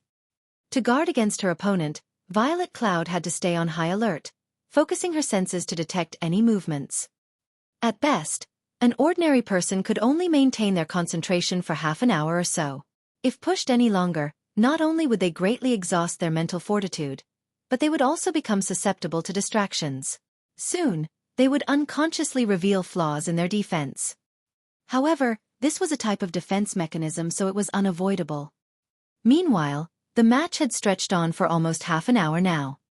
Even Xueqi felt her concentration begin to reach its limit. If this stalemate dragged on any longer, she would definitely falter. When experts fought each other, even the slightest distraction could mean death. Ha ha ha! We never set a time limit for the matches, so it is up to them to choose how they fight. If you must blame someone, blame yourselves for not thinking of this beforehand. Don't you think it's a little too late to regret it now? Blackheart Arrow laughed triumphantly. Xueqi was suddenly speechless. The statement was not false. It was true that they had not set a time limit for this competition. However, nobody ever expected Nimble Snake to do something so underhanded. Originally, Xueqi had thought that she knew how low Nimble Snake would go. However, it would seem that she still underestimated the treacherous bastard. It turned out that he did not have even the basic self-respect of an expert. He actually planned on dragging the match on for over half an hour. It was my mistake. I had forgotten to set a time limit despite knowing that we would face an assassin, Gentle Snow said remorsefully as she watched Violet Cloud, who already began to show signs of mental exhaustion. She had blundered during such a crucial competition. Without a doubt, her mistake had significantly decreased Violet Cloud's chances of victory. Don't be too nervous. Just watch. I believe that Violet Cloud knows what to expect, Xueqi advised, his gaze fixed on his guildmate as well. But relax. Xueqi was not the slightest bit worried at this moment. Although Nimble Snake was indeed skilled, he still had a long way to go if he wanted to defeat Violet Cloud. Finally, half an hour had passed since the match had begun. It seems that this little girl is close to reaching her limit. All this time, Nimble Snake had carefully observed Violet Cloud from a distance. In reality, he had plenty of chances to make his move during this half an hour. However, he resisted. To be 100% certain that he would kill the cleric, he chose to wait until this very moment. Sweat had already appeared on Violet Cloud's forehead. It was obvious that her concentration had reached its limit. Nimble Snake even slipped up deliberately and made a little noise when he was about 10 yards from her. An expert with acute senses would detect the sound. However, Violet Cloud failed to sense it at all. Sure enough, she has grown tired. Nimble Snake was overjoyed. He then circled to Violet Cloud's back, silently drawing closer. 10 yards. 5 yards. 3 yards. Soon, Nimble Snake arrived behind Violet Cloud and unsheathed his gleaming dagger, before stabbing it between the girl's shoulders. Ambush. Ambush placed the target in a fainted state for 4 seconds. During the early stages of God's domain, control removal skills were extremely rare. As long as his attack landed, Nimble Snake could kill her quickly with a chain of skills. To ensure his victory, Nimble Snake had even used second acceleration. Even if Violet Cloud discovered his attack, it would still be impossible for her to block it. The moment before Nimble Snake's dagger sank into the cleric, Violet Cloud released a mighty roar. Terrorizing Roar. Terrorizing Roar feared all enemies within a radius of 8 yards. Feared players would lose all control over their bodies. Suddenly, ambush struck Violet Cloud, and she entered a fainted state, while Nimble Snake had been feared by Terrorizing Roar. Violet is amazing. She actually managed to use Terrorizing Roar at the very last second. Now, neither side can attack each other. Moreover, now that Nimble Snake has been exposed, he has also lost the initiative of this fight. Next, once Violet distances herself from Nimble Snake, she can wear him down and finish him, Zhao Yueru exclaimed after seeing Violet Cloud's performance. However, Gentle Snow said, "No." "Snow, is there a problem?" Zhao Yueru asked curiously. Nimble Snake is level 24, but Violet is only level 22. Though both of their control skills have a duration of 4 seconds, as Nimble Snake is 2 levels higher, the effect of Violet's Terrorizing Roar will definitely be slightly weaker. It is highly possible that the skill's effect will only last 3-5 seconds. However, Violet will remain incapacitated for a full 4 seconds. Nimble Snake can do a lot of things during that 0.5-second gap, Gentle Snow said with a grim expression. Although Violet Cloud's counterattack was marvelous, there was a small level gap between them. "Does that mean we've lost?" Zhao Yueru's expression suddenly became melancholic. Chao Chunghua had also revealed a victorious smile. As soon as the control effect on Nimble Snake ended, the result of this match would be set in stone. However, Shifeng suddenly smiled and said, "No, we've won." "Won." Zhao Yueru turned to look at Shifeng. Whispering, she said, "But Violet's fainted duration is longer than Nimble Snake's. How is she going to win?" "You'll find out," Shifeng laughed. "What?" Shifeng confused every spectator. However, since an expert like Shifeng had said such a thing, he had his own reasons. "What nonsense," Blackheart Arrow scoffed as he glanced at the distant Shifeng. Ridiculing, he said, "It is common sense that the level suppression in God's domain is severe. One will only suffer if there is a difference of 3 levels. Although Nimble Snake is only 2 levels higher, it is enough to weaken a skill's effect significantly. What an ignorant fool." However, before Blackheart Arrow could finish, inside the arena, Violet Cloud suddenly recovered ahead of Nimble Snake. "No. How is this possible? It hasn't even been 3 seconds. Blackheart Arrow's eyes nearly popped out of their sockets. Shifeng was the only player who was not surprised. None of them could understand how Violet Cloud recovered first. "What a pity. You might be 2 levels above me, but I am 1 tier above you." Violet Cloud looked at Nimble Snake, who currently shivered uncontrollably on the spot, smiling faintly as she waved her staff. A black magic array then formed beneath Nimble Snake's feet. "Good. I still have a chance." Nimble Snake, who had originally begun to despair, suddenly saw hope. Violet Cloud had foolishly chosen a spell with a long casting time. Although Nimble Snake still had no control over his body, he could see and hear without any issues. The magic array forming beneath him needed 1 second to complete. Meanwhile, he was less than 1 second from reaching the 3-5-second duration of his feared state. At that time, he could simply use Vanish to avoid Violet Cloud's spell. However, as if ignorant of this fact, Violet Cloud continued chanting her incantation. Just as the 3-5 seconds were almost up, and Nimble Snake was about to use Vanish. "What's going on?" Nimble Snake suddenly noticed that he still had no control over his own body. Meanwhile, the magic array Violet Cloud summoned began to activate. Tier 1 Advanced Spell. Black Coffin.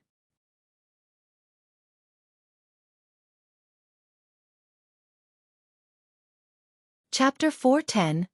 Unpredictable Astromancer. What's going on with Nimble Snake? Chao Chunghua asked, having paid attention to the system clock all this time. Isn't he 2 levels higher than that cleric girl? Nimble Snake had clearly been incapacitated for over 3.5 seconds now, yet he was still feared. Meanwhile, Violet Cloud had long since regained her freedom. This series of events had shattered Chao Chunghua's understanding of God's domain completely. Even Zhao Yueru, who had thought that they had lost, was dumbfounded by what she saw. Gentle Snow's gaze also held doubt as she watched the battle inside the arena. The scene happening before her made no sense. Among the crowd, only Shifeng knew that Nimble Snake had fallen into a trap. Compared to level suppression, tier suppression was far more powerful. It was like comparing the fist of an infant and a fist of an adult. The combatants were on completely different levels. As a Tier 1 player, even if Violet Cloud fought a Tier 0 player who was 10 levels above her, her control skills would be 100% effective or more. On the other hand, when a Tier 0 player used a control skill against a Tier 1 player 10 levels below them, the effect of their control skills would weaken by at least 30%. This was the harsh reality of gap in tiers. This was why high-tiered players were so valuable and so overwhelmingly strong. Before anyone in the spectator stands could properly analyze the situation, Violet Cloud sealed her opponent inside a dark and silent barrier. Nimble Snake felt as if he were locked inside a huge coffin. This barrier stunned the watching crowd. Except for Shifeng, of course. Nobody knew how powerful this black coffin was, and they did not know what was special about it. However, every player present was an expert, and when the crowd looked at the pitch-black barrier, they felt their souls tremble with fear. The black coffin was like a giant beast, and only death awaited those who were devoured. After trapping Nimble Snake inside the black coffin, Violet Cloud immediately distanced herself from it. The black coffin would gradually dissipate after 3 seconds. By the time it vanished, Violet Cloud was already more than 20 yards away from Nimble Snake. Even if Nimble Snake wanted to launch a counterattack, he would find it extremely difficult to do so from such a distance. What's going on? Why didn't I receive any damage? Nimble Snake had originally thought he was dead for sure. After all, an advanced spell that took an entire second to cast must be frighteningly powerful. However, he was actually unharmed. Is it because of my level that the spell's damage was nullified? Or maybe this is only a control spell? Nimble Snake relaxed. He then focused his gaze on the distant Violet Cloud. Although this distance was slightly disadvantageous to him, he had many ways to resolve this minor problem. Suddenly, Violet Cloud waved her staff, and sacred sanctions descended from the sky, falling towards the assassin. In response, Nimble Snake sneered as he started moving. With little effort, he dodged the attack and charged at Violet Cloud. However, Nimble Snake quickly discovered that something was amiss. Somehow, his HP suddenly fell by 500 points, and a moment later, it had fallen by another 500 points. Nimble Snake only had slightly more than 3,100 HP. Now that he had suddenly lost 1,000 HP, he only had around 2,100 HP left. But nothing hit me.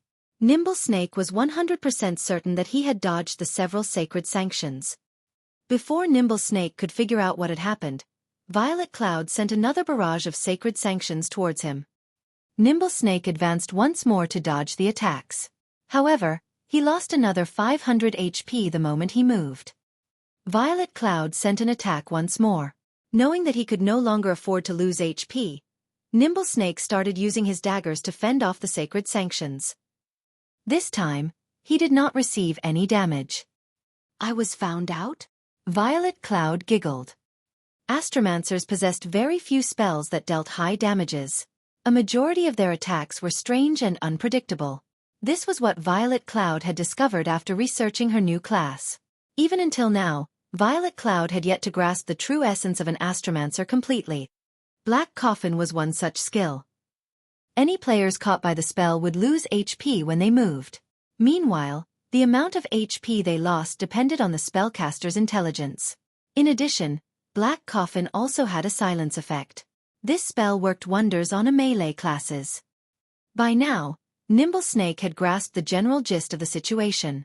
However, when he thought about how he could neither move nor use any skills, only enduring a beating, he suddenly grew sullen. The crowd was also amazed upon seeing the effects of Violet Cloud's skill. This skill is so powerful. So that's why little sister Violet used it. Nimble Snake is dead for sure. By the time he reaches little sister Violet, his HP will have fallen to nothing, Xueqi exclaimed. Although it is powerful, this move has a glaring flaw, Xuefeng said, smiling. Flaw? Xueqi wondered but quickly understood. In just a moment, her excited heart froze. Since Nimble Snake lost HP whenever he moved, he would be fine if he stood still. With Nimble Snake's capabilities, he could easily block the cleric's attacks. Unless Violet Cloud could suddenly become an elementalist. Moreover, since it was a spell's effect, it had a duration. When the spell's duration ended, Nimble Snake could move freely once again. Since Xueqi could figure out this simple solution, Nimble Snake could certainly figure it out as well. Indeed, Nimble Snake had simply chosen to remain where he was for now as he waited for time to pass. Surprisingly, upon seeing Nimble Snake's actions, Xuefeng smiled. To do nothing and give a casting class so much time? Was that really a good idea? Delaying for time? Violet Cloud smiled faintly. She then increased the distance between them to almost 30 yards before she began chanting an incantation and waving her staff. Compared to when she had cast Black Coffin, the channeling time for her current spell was much shorter. It was clear that she was not using an advanced spell as she had before. Although Nimble Snake had revealed a throwing weapon, Violet Cloud had long since prepared for it as she cast a sacred shield on herself, the spell capable of absorbing a significant amount of damage. In addition, Violet Cloud could physically dodge the attacks sent at her. After all, an assassin was not a specialized ranged class, so Violet Cloud effortlessly defended against all attacks thrown at her. As a result, Nimble Snake could only stare at Violet Cloud helplessly. When the cleric finished channeling her spell, she pointed her jade-like finger at Nimble Snake, who stood 30 yards away from her. Suddenly, her opponent felt a powerful suction, pulling him towards Violet Cloud. Although he tried to resist, his efforts were futile as he moved closer to Violet Cloud. Moreover, the speed at which he approached her increased as he grew nearer. The moment Nimble Snake arrived before Violet Cloud, multiple damages of -500 appeared above his head, and his HP decreased rapidly. Nimble Snake knew that he was finished. A distance of 30 yards was sufficient to deplete his remaining 2,100 HP. To hell with it! A hint of madness surfaced in Nimble Snake's eyes. Now that the two were in such proximity, his daggers could reach Violet Cloud easily. In a flash, Nimble Snake tightened his grip on his daggers and sent over half a dozen blades of silver light flying towards Violet Cloud. In response, Violet Cloud simply flicked her finger. All of a sudden, an incomparably strong pressure slammed down on Nimble Snake, holding him in place. Even the two daggers he brandished froze centimeters away from Violet Cloud. In the next moment, the assassin abruptly shot backward. Flying over 20 yards away, his body smashed into the wall of the arena. Victor of the fifth match, Violet Cloud.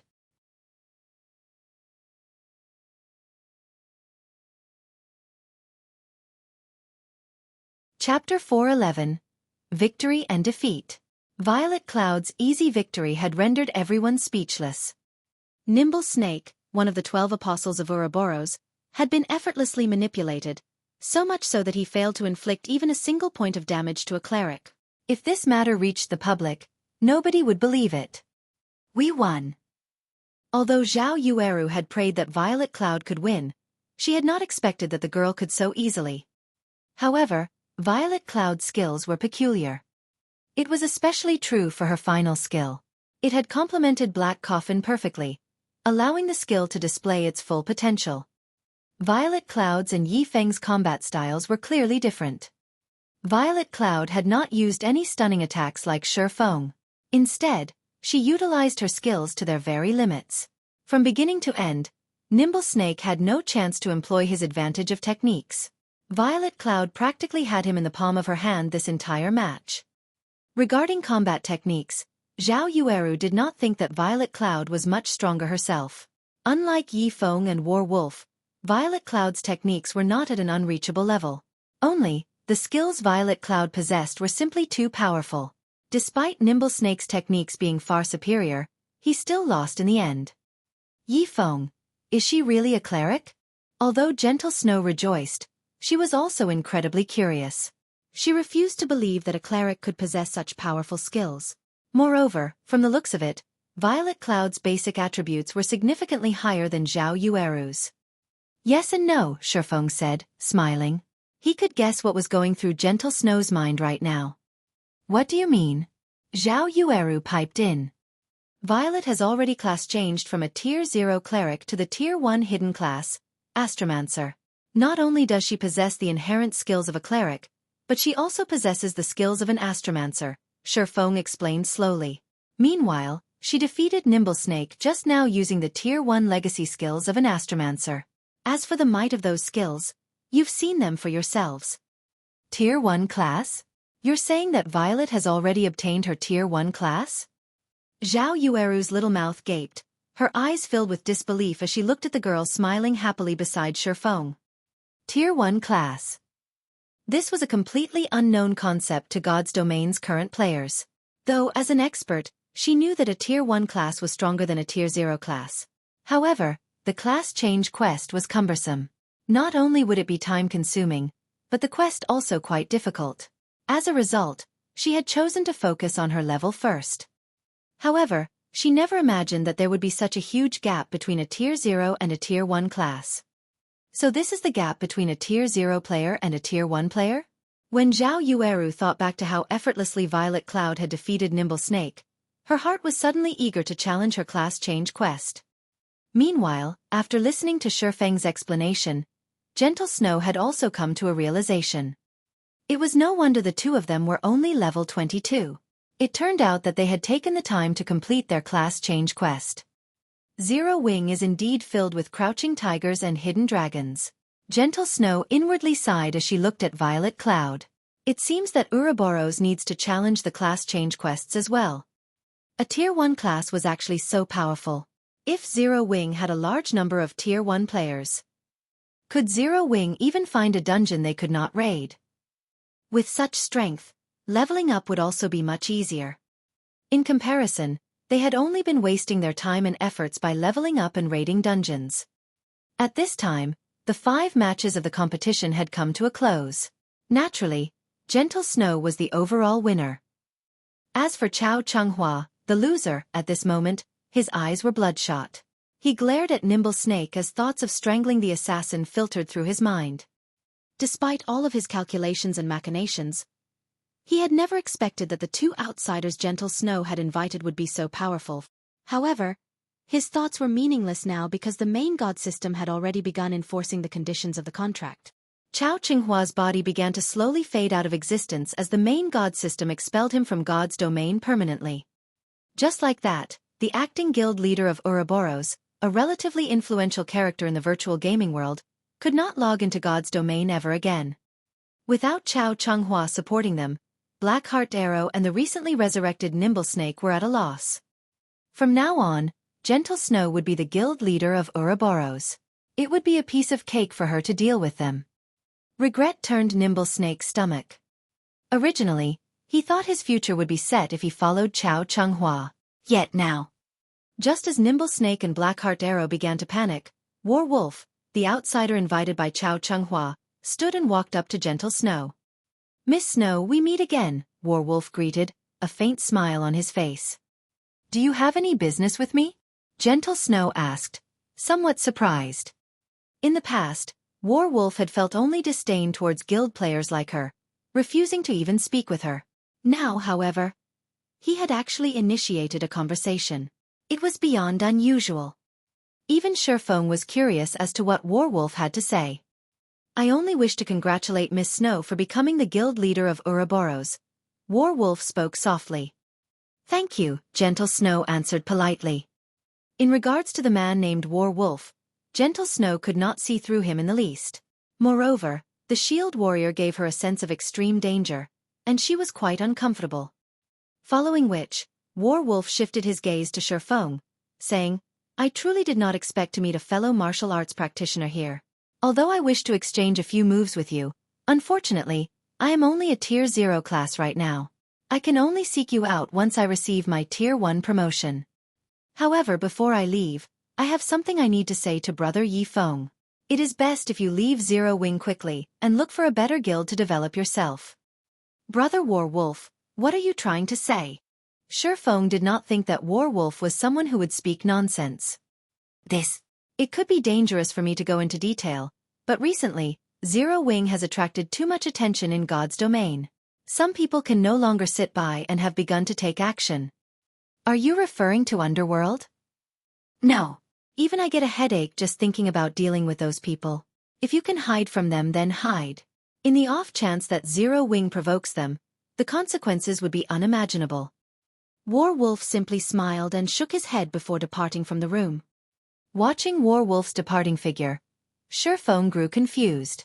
He could not figure out who else had targeted Zero Wing.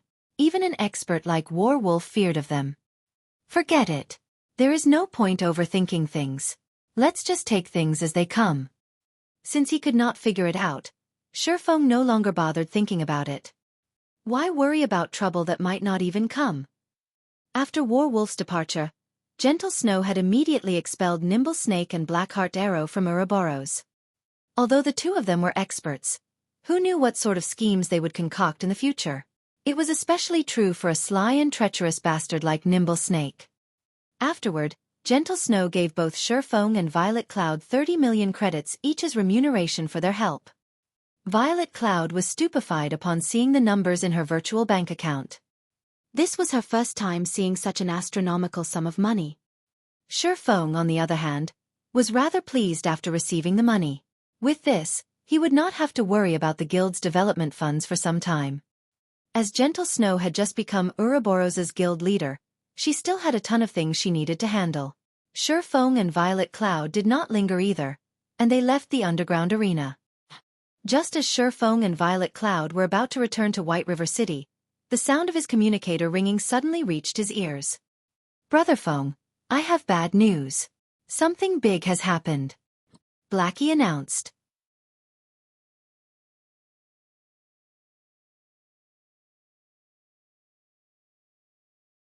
Chapter 412. Great Lord. Relax. Slow down, Shi Feng said. Blackie wanted to calm down, but he couldn't contain his panic after surviving something so intense. Brother Feng, listen to me. A meteorite shower rained down on the White River City region. Black said excitedly. Originally, everyone thought nothing of it. However, a system notification suddenly appeared in White River City, stating that the meteorite shower had destroyed the entire White Fog Canyon, a level 20 to level 30 grinding area.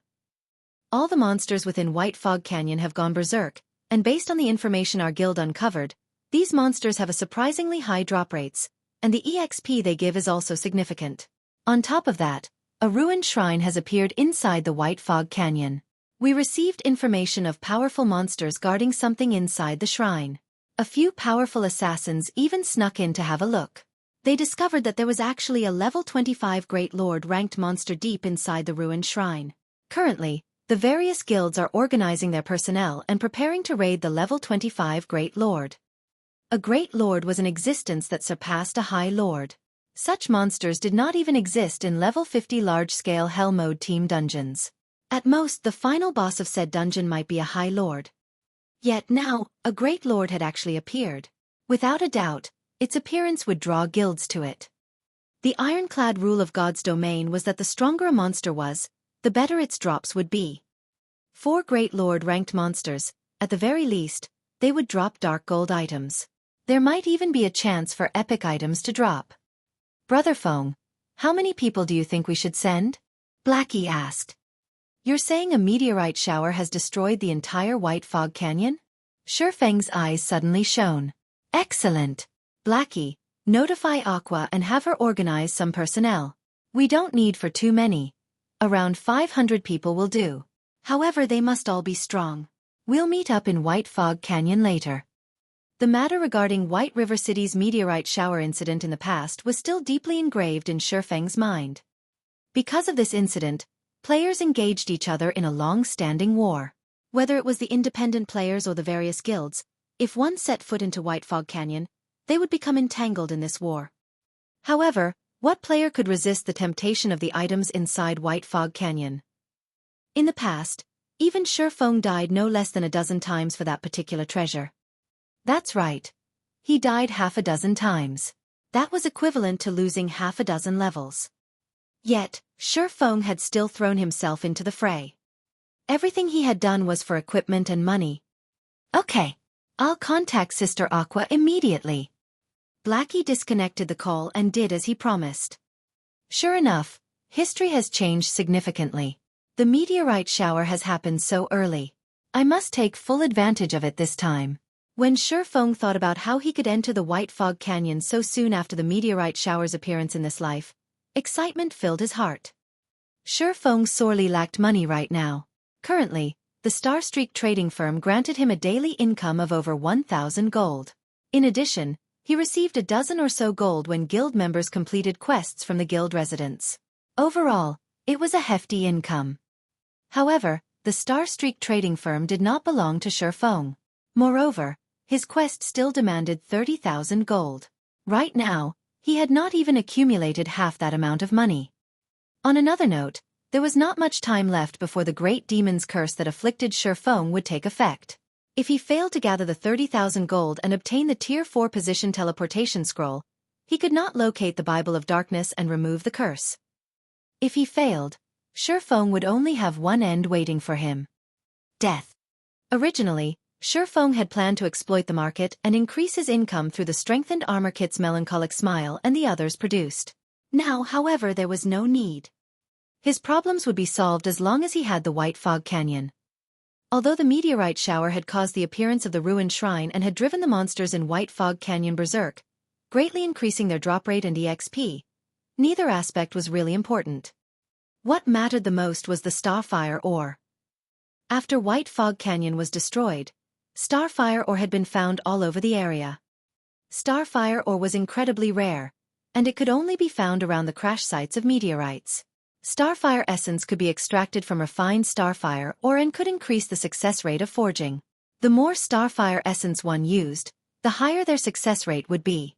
Although starfire essence was ineffective when forging dark gold ranked items and above, it could still allow forgers to produce various secret silver and fine gold equipment. Hence, starfire essence was very valuable. In the past, a piece of starfire ore could sell for 1 silver coin, whereas a piece of starfire essence could sell for 4 silver coins. Even the independent players of White River City had hungered for starfire Oregon. In this life, Shurfeng would not let this opportunity pass him by. For the moment, everyone was still focused on the Great Lord of the Ruined Shrine. Nobody had discovered starfire or realized that it littered the demolished White Fog Canyon, let alone its value. Hence, this was the perfect chance for Shurfeng. Half an hour later, Shurfeng and Violet Cloud arrived in White Fog Canyon. The layer that previously hid the canyon had dissipated. Instead, craters and flames filled the area. A dilapidated shrine loomed in White Fog Canyon center. Plenty of monsters also patrolled the surroundings of said shrine. After Shurfeng arrived, he discovered that players crowded around the entrance to White Fog Canyon. There were tens of thousands of players. However, although all of the guilds of White River City had come, the majority consisted of independent players. Guild leader, from our investigations, we discovered that Overwhelming Smile has dispatched over 6,000 members to White Fog Canyon. Emperor's Light has sent over 2,000. Assassin's Alliance has sent over 2,000 players. And Ouroboros has also sent over 3,000 players. All of these players are elites who are level 21 and above. Yet, we've only brought 500 members with us. Do we really have enough players? Aqua Rose asked worriedly. It's enough. Having too many people isn't necessarily a good thing. Moreover, our goal is different, Shurfeng stated. Before his arrival, Shurfeng had done his own calculations. White Fog Canyon was not particularly large. The crash sites were also limited in number. 500 people were just about right for the task he had in mind. Sending any more would just be a waste of manpower. Are we not going to the ruined shrine? Aqua Rose was greatly surprised. Had they not gathered the top combatants of the guild to raid the Great Lord inside the ruined shrine? It would not benefit Zero Wing if Overwhelming Smile managed to raid the Great Lord successfully first. Currently, their guild also had quite a number of Tier 1 players. Compared to Overwhelming Smile, they would have a much easier time raiding the Great Lord. Yet, that wasn't their goal. How could a great lord be defeated that easily? We are here simply to level up. Even if we want to defeat a level 25 great lord, at the very least, everyone must be at 25 or above. Since they wish to raid it, just let them raid it, Xuefeng laughed. What was a great lord? A great lord was a monster would only appear as the final boss of a 100-man hell mode team dungeon. With only a group of tier 0 players, what could they possibly hope to achieve? Even if they drowned the great lord with corpses, the price they would pay would be unimaginable. In the past, many guilds had attempted to raid the level 25 great lord inside the ruined shrine. However, after the death of several thousand players, they submitted and gave up the hope of defeating the monster. Moreover, the various guilds back then even had tier 1 players in their midst. But what about now? The meteorite shower had appeared a lot earlier in this life. Currently, aside from Zero Wing, none of the guilds had even a single tier 1 player. How were they supposed to defeat the Great Lord?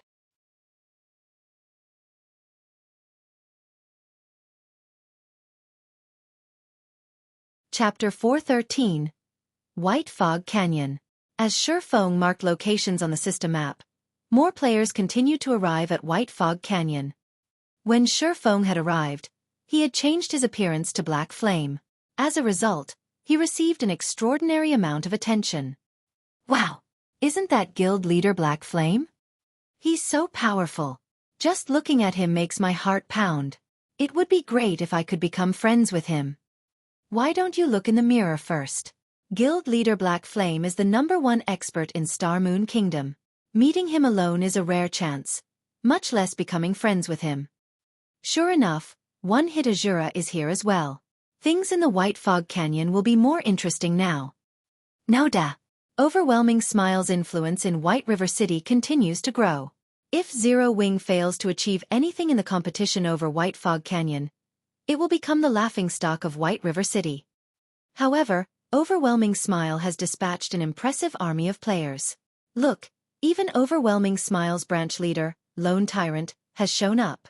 A huge war is going to break out over the canyon. I hurried here specifically to watch this war unfold. Upon seeing Xuefeng, many players began to discuss Zero Wing and Overwhelming Smile. Currently, the atmosphere surrounding White River City grew increasingly tense with each passing day. Despite Overwhelming Smile's clear attempts to suppress Zero Wing, it had not acted directly. Thus far, it had only employed various plots to poach the members of Zero Wing. It was as if Overwhelming Smile was dead set on stealing every single member from Zero Wing. Meanwhile, Xuefeng's guild showed no signs of taking action. The guild had only declared that all members who withdrew from Zero Wing were permanently barred from joining the guild again in the future. At the same time, Zero Wing also lowered their recruitment criteria. Both sides appeared strangely calm as they maintained a delicate balance. No one knew what these guilds were thinking. There was a faint feeling of a storm brewing behind the scenes. Now that these guilds had gathered in the White Fog Canyon, they were both on high alert for each other. When Lone Tyrant saw Xuefeng, his eyes turned bloodshot as killing intent radiated from his body. He glared at Xuefeng as if the man was his greatest enemy. Any expert could feel Lone Tyrant's killing intent. Naturally, Xuefeng was no exception. Guild leader, it seems that Lone Tyrant's hatred for you is quite intense. Despite the fact that you've killed him several times, he refuses to learn his lesson, Aqua Rose giggled. He can only act this rampant because he has Overwhelming Smile backing him. Why don't we head over and kill him again? We can use this chance to massacre Overwhelming Smile and relieve some stress, Blackie snarled. Fire Dance stepped forward and said, I alone will be enough to kill him. Xuefeng, who had busied himself with the system map all this time, simply smiled and said, Ignore him. We have more important matters to tend to. Fire Dance, you, especially, have much to do. Xuefeng thought little of Lone Tyrant. The one Xuefeng was truly worried about was the Overwhelming Smile branch based in Maple City, and the several surrounding cities controlled by Underworld. At this moment, a graceful and quiet woman standing beside Lone Tyrant softly reminded him, Brother Tyrant, we have not come here to wage war with Zero Wing. Don't forget our goal. Listening to this woman's words, Lone Tyrant shot Xuefeng a glare before turning to enter the White Fog Canyon. The graceful woman then looked at Xuefeng and the others, sending them a faint smile before she followed after Lone Tyrant and led the army of over 6,000 players into the White Fog Canyon. I remember seeing that woman the last time I killed South Wolf. I think she was called Yulon? For Lone Tyrant acts so subserviently. It seems that her status is quite high. Naturally, Shurfeng noticed the woman who had smiled at them, uncertainty filling his gaze. Shurfeng had only paid attention to Yulon because of his intuition. He could feel an indescribable sense of danger from the woman. Yet, after using omniscient eyes to inspect Yulon, Shurfeng discovered that the woman was merely a level 24 Tier 0 summoner. There was nothing special about her at all. Shurfeng began to doubt his intuition. After Overwhelming Smile entered the canyon, the other guilds promptly followed. Only Shurfeng and the others lingered at the entrance. Guild leader, Overwhelming Smile, Emperor's Light, and Assassin's Alliance have already entered. Are we not going in yet? Aqua Rose asked as she watched guild after guild enter the White Fog Canyon. In a moment. I'll be done soon, Shurfeng leisurely responded. White Fog Canyon was a level 20 to level 30 grinding area. Or rather, it had been originally. However, after the meteorite shower, the monsters inside had gone berserk and had become far more difficult to deal with. At the very least, the White Fog Canyon was no longer suitable for ordinary players around level 20. When in a berserk state, monsters' damage and attack speed would increase by a minimum of 30%. With this increase, a common monster would possess the combat power of an elite monster and so on. However, this was only the beginning. As time passed, the monsters within White Fog Canyon would also grow stronger and more numerous. Soon, even the weakest monsters inside the canyon would become elites, while a majority of the monsters would be special elites. There would also be quite a number of chieftains and lords. Moreover, all these monsters would have also entered a berserk state. Just thinking about this gave one goosebumps. Based on how long it had been since the meteorite shower, Shurfeng could say with certainty that there were no longer any common monsters inside White Fog Canyon. At the very minimum, the monsters inside the canyon would be elites. Moreover, the monsters would move in groups and respawn very quickly. There would also be many danger spots inside the canyon. Meanwhile, the core area of the White Fog Canyon spoke for itself. The results of rushing in unprepared were obvious. Currently, the baseline for entering White Fog Canyon was level 20 Tier 1 or around level 30 Tier 0. Although players could improve their chances by going in with larger numbers, this canyon was still significantly dangerous. Therefore, Shurfeng had sketched out a new map of the White Fog Canyon based on his memories of the past. On the new map, he had made sure to indicate locations that they needed to avoid. He had also marked a few mining spots and danger spots. Although it was a time-consuming task, this new map would undeniably reduce the losses his guild members suffered. The minutes crawled by. While Shurfeng was busy trying to recall the White Fog Canyon, over a dozen minutes had passed since the crowd of independent players and guilds had entered White Fog Canyon. Suddenly, the members of Zero Wing, who had waited silently at the canyon's entrance, noticed many players exiting the canyon. These players looked pitiful. They left in parties of 2s and 3s. Not a single complete party passed the watching Zero Wing players. Unable to contain his curiosity, Blackie walked over and asked, "What happened to you guys? It's only been around 10 minutes since you went in. How did you guys end up in such sorry state so quickly?" These players had relatively powerful equipment. They were fully geared in bronze equipment at the very minimum. Logically, a party of such caliber should not have any issues dealing with a level 22 or 23 special elite. Yet, all of these parties had lost at least half of their members. What do you know? The monsters inside White Fog Canyon are all berserk elites. Even our level 21 shield warrior could only take a dozen hits at most. Facing one was hard enough. Yet for some reason the monsters in there move in groups of 3 at least. They also have a massive aggro range, so they are easy to pull. Many had party wiped, and we only managed to escape after much difficulty.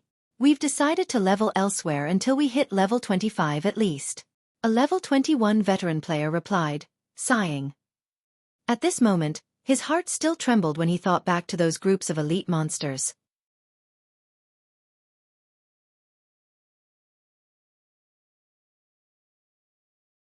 Chapter 414, Beast War. Every Zero Wing member laughed when they heard these independent players. In the end, Independent players only amounted to so much. Even with a party of 6, 2 or 3 elites had been too much for them. They were truly weak. Guild leader is being too cautious. How could an independent party's strength compare to ours?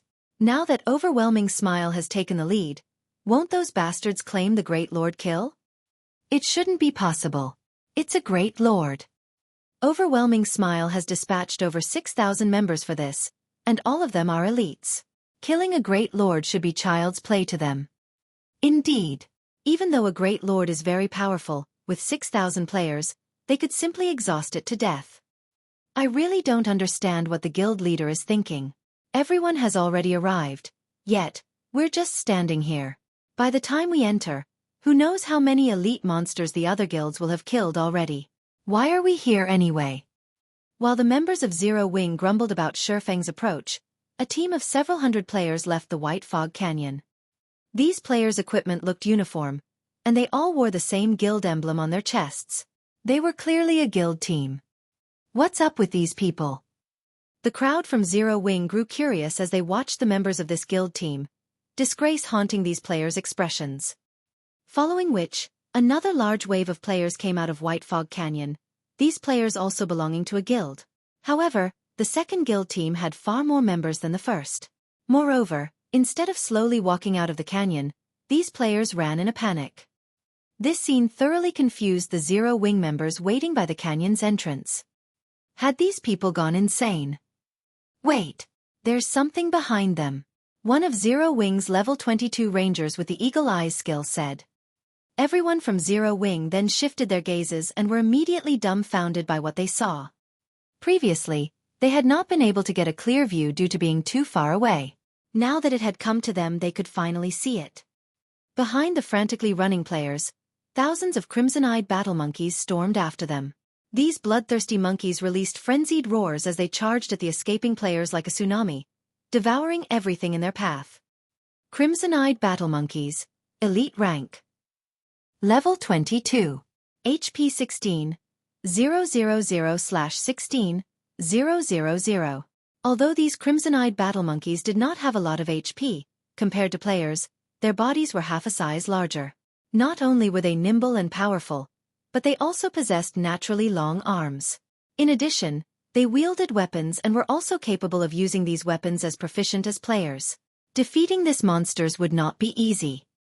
Meanwhile, among these thousands of crimson-eyed battle monkeys, there were also a few larger armored battle monkeys squeezed in. These armored battle monkeys were covered in scars, a testament to the many battles they had fought.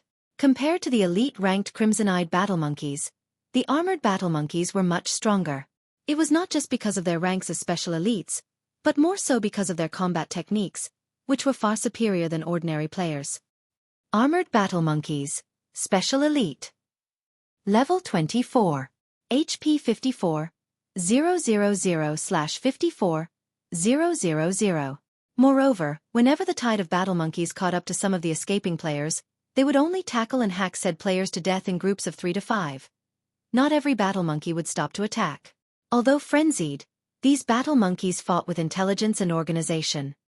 More players continued to die. Save me! Save me, please! I don't want to die! Many players screamed as the battle monkeys caught up to them. As for resisting, most of them had forgotten how to do that. The players of God's domain had never experienced such horrific slaughter before, and their legs had long since gone limp with fear. At this moment, only those who possessed a strong heart managed to keep running, whereas the weaker-willed players had died under the monster tsunami.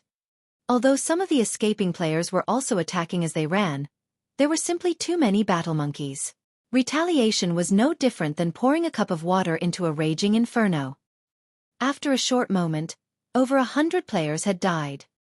In the end, the players who escaped the White Fog Canyon numbered less than 500.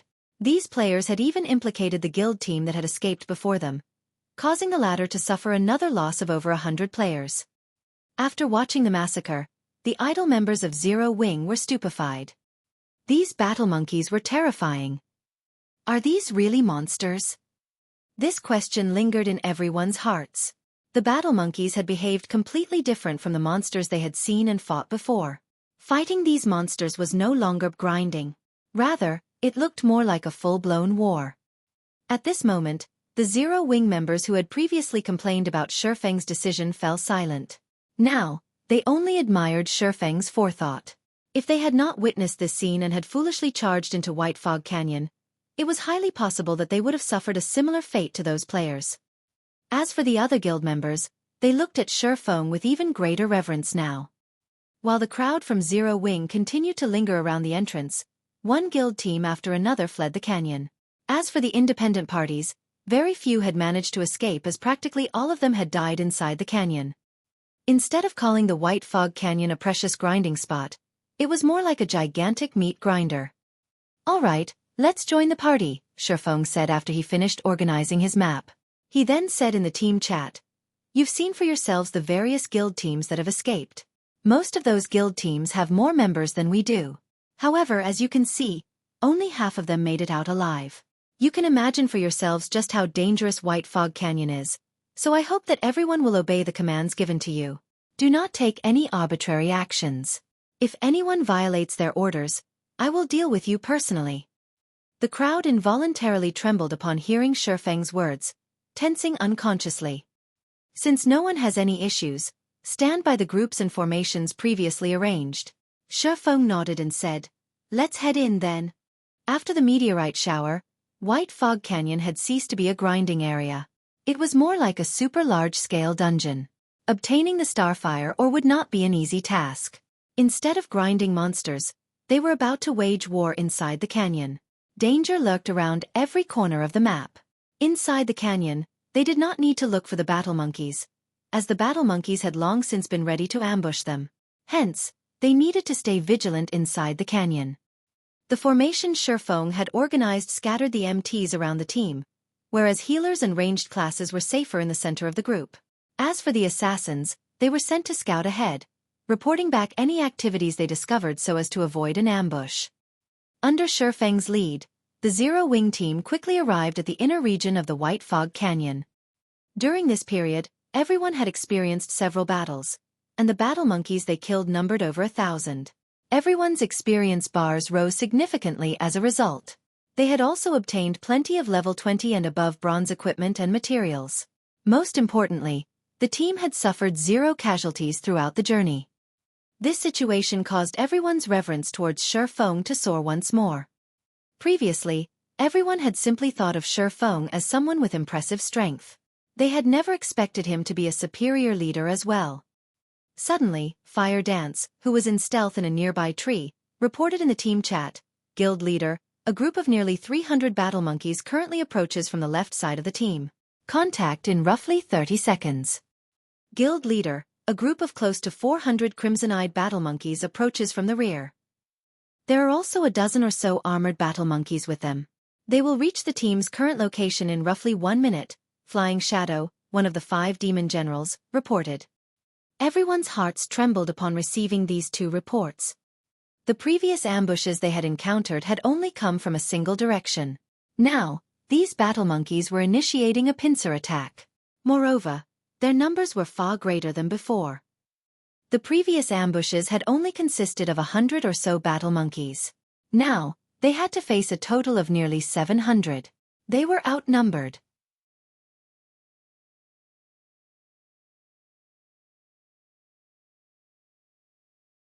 Chapter 415. Sword Practice. Sure enough, what will come has come. Shifeng silently examined the system map of the White Fog Canyon. He was not the slightest bit surprised by the battle monkey's pincer attack, smiling brightly. The White Fog Canyon was like a dungeon. There was a proper strategy to raid it. Shifeng had been able to lead his party around the canyon freely with what knowledge he had in his previous life. With the experience he had accumulated, leading his current party would be a breeze. Compared to the past, the current White Fog Canyon was practically child's play. Back then, not only had Shifeng's party been required to deal with the battle monkeys, but they also had to deal with the sneak attacks and plundering of other players. This was especially the case when they faced the high-handed interception of the major guilds. These opponents were far more difficult to deal with than the battle monkeys. Currently, other than Shifeng, Nobody else in White River City knew that the Starfire ore was the most valuable item in White Fog Canyon. Hence, this was the perfect chance for Xuefeng to make a fortune. Nobody would bother mining the Starfire ore, so his chances of encounter competition were nil. All of the Starfire ore throughout the White Fog Canyon was free for Xuefeng's taking. If this were in the past, he would only have encountered such an opportunity in his dreams. Everyone, run towards the narrow gorge ahead, Xuefeng commanded through the team chat. Cola, your MT group will be responsible for blocking the entrance of the gorge. The other MTs, get ready to replace them at any given moment. Xuefeng had already considered every situation they could possibly encounter on their way here. Xuefeng also knew the topography of the White Fog Canyon like the back of his hand. A moment later, Zero Wing's team of 500 entered the gorge. Meanwhile, the Guardian Knight Cola, along with 14 other MTs, walled off the entrance into White Fog Canyon's inner region. Anyone or anything that wanted through would have to break through these 15 MTs first. At first, the Zero Wing members still worried about the army of battle monkeys. However, after seeing Xuefeng maneuver his troops, they sighed with relief. They had never expected that this canyon would contain such strategic terrain. In such a narrow area, the battle monkeys could not take advantage of their numbers. Moreover, with this setup, they did not have to worry about a pincer attack. They only needed to focus on a single location. Shortly after everyone prepared their defenses, the first wave of close to 300 crimson-eyed battle monkeys slammed into their MT wall. Like the cavalry charge on ancient battlefields, the enemy stampede shook even the land. The sound of the monkeys' bloodthirsty roars that echoed throughout the gorge sent tremors through everyone's hearts. Despite having already experienced over a dozen battles, Zero Wing's elites still panicked. Compared to the previous battles, this was on an entirely different level. The crimson-eyed battle monkeys appeared to be more organized than the foes they had faced before. These battle monkeys also seemed much fiercer, resembling the battle monkeys they had seen back at the entrance of the White Fog Canyon. Guild leader, these crimson-eyed battle monkeys look strange. I feel that not only have they become more organized, but they are also stronger than before. Aqua Rose frowned slightly. Inwardly, she worried that Cola and the others might not be able to hold off this wave of monsters. Of course, the crimson-eyed battle monkeys we fought before were merely washouts. Meanwhile, the ones we are about to face right now are the victors, so naturally they are much stronger, Xuefeng explained as he nodded. Moreover, these crimson-eyed battle monkeys have a war chief at their backs. Look over there. As he said so, Xuefeng pointed towards a large tree outside of the gorge. Standing in the large tree was a slightly smaller battle monkey covered in fine black leather armor. Battle Monkey War Chief, Chieftain rank. Level 25. HP 140, 000/140, 000. The Battle Monkey War Chief possessed the Warchief's aura, increasing the attributes of the surrounding crimson-eyed battle monkeys by 10%. An ordinary MT simply could not withstand the attacks from these elite-ranked crimson-eyed battle monkeys. It was simply impossible for a Tier 0 metric tons around level 21 to survive. Hence, the various guilds had been massacred upon meeting such monster armies. Watching the crimson-eyed battle monkeys charge towards them, Xuefeng hurriedly said, "All clerics, cast sacred shields on the MTs. Oracles, use prayer barrier. Cola, activate guardian aura." Immediately, the Guardian Knights and Shield Warriors on the front line each received a sacred shield from the clerics, the shield being capable of absorbing a large amount of damage. In addition, there were also prayer barriers cast in front of them. These barriers could similarly absorb a certain amount of damage from the front. Finally, Cola's Guardian Aura increased everyone's defense. Faced with the physical attacks of the crimson-eyed battle monkeys, the Guardian Aura would be particularly beneficial. Zero Wing's members' levels were, on average, higher than those in other guilds. For this operation, the Guardian Knights and Shield Warriors dispatched were all level 22 and above, and each one had at least 4,300 HP. Among them, Cola, who was a level 23 Tier 1 Guardian Knight, possessed over 5,300 HP.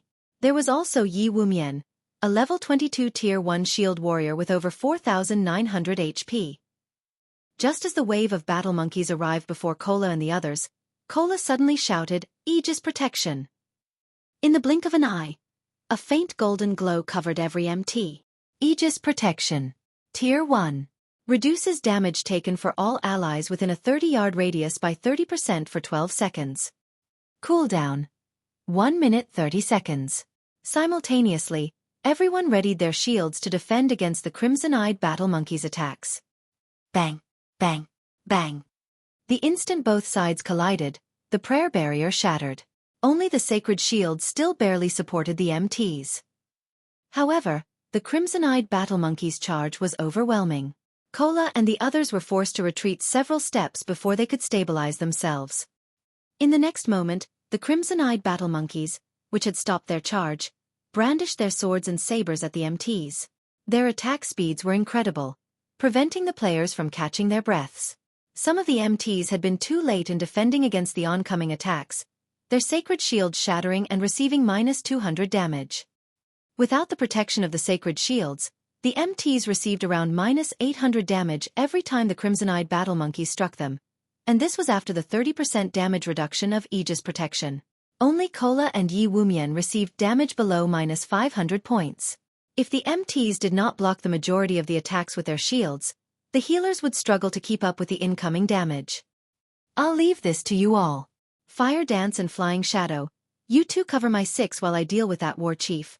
After issuing the command, Shifeng activated the aura of wind of the 7 luminaries ring.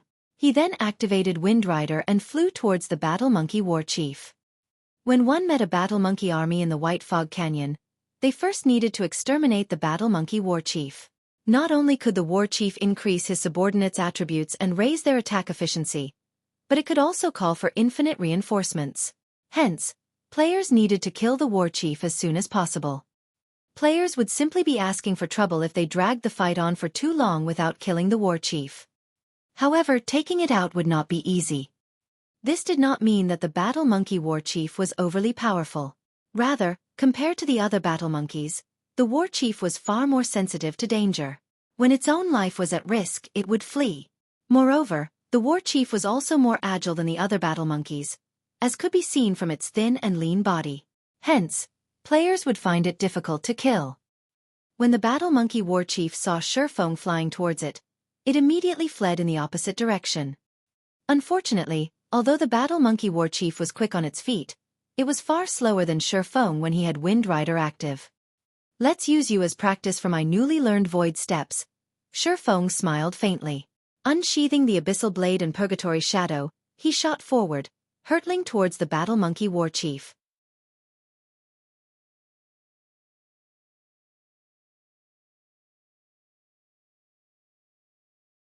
Chapter 416, Dance of Blades.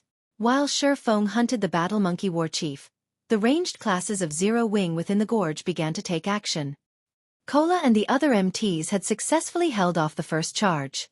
The healers in the back had also stabilized the 15 MTs' HP. The only thing left to do was to clean up the assaulting battle monkeys. Standing in the rear, Blackie had begun to chant an incantation, waving his staff. After becoming a Tier 1 Cursemancer, Blackie's damage had increased significantly. At the same time, he had also learned a new Tier 1 skill, Magic Synergy. Magic Synergy. Tier 1. Increases the efficiency of the caster's spells, improving spell effects by 30% and reducing cast time by 30% for 15 seconds. The density of elemental mana surrounding Blackie skyrocketed. Blackie then cast Stars of Light. Due to Magic Synergy's enhancement, both the effective range and power of Stars of Light had increased by 30%. In the next moment, a dazzling ball of light descended from the sky. Noticing this, the crimson-eyed battle monkeys responded quickly and tried to evade the incoming attack. However, while inside the gorge, other than advancing, their only escape was to retreat backward. Natural rock walls surrounded the battle monkeys on both sides, and it was impossible for them to scale these walls. With Cola and the other MTs of Zero Wing creating a shield wall ahead, and their companions blocking their rear, these battle monkeys could only watch helplessly as the Stars of Light descended. They also had no way to block this incoming bombardment. AoE destruction spells attacked from all angles. Unless one had magic immunity, invincibility, or countered with an AoE destruction spell of their own, there was no other way to defend against the attack. Boom! The instant the Stars of Light descended, a damage of over -5,000 points appeared above the heads of every battle monkey the spell struck. As for the monsters further away from the site of impact, they, too, received damages of over minus 3,000 points. Despite having increased attributes due to the Warchief's aura, these crimson-eyed battle monkeys still lost close to a third of their HP. However, this was only the beginning. Stars of Light had a duration of 15 seconds, and with each passing second, the spell's damage would scale up by 10%. After only 5 seconds, all of the battle monkeys within range had turned to ash, leaving behind a plethora of loot. A large section of the gorge was suddenly empty. Making a rough estimate, over 100 crimson-eyed battle monkeys had died. AoE destruction spells are awesome, though it would be great if their cooldown times were shorter. Although Cola had seen Blackie cast the spell many times, his heart still trembled with excitement whenever he witnessed this overwhelming destruction. The scattered loot on the ground and his soaring EXP bar also exhilarated him.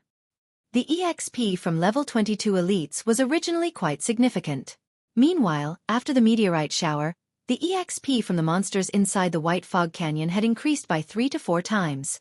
In other words, killing a single monster here was the equivalent of killing 3 or 4 monsters of the same level and rank outside of White Fog Canyon.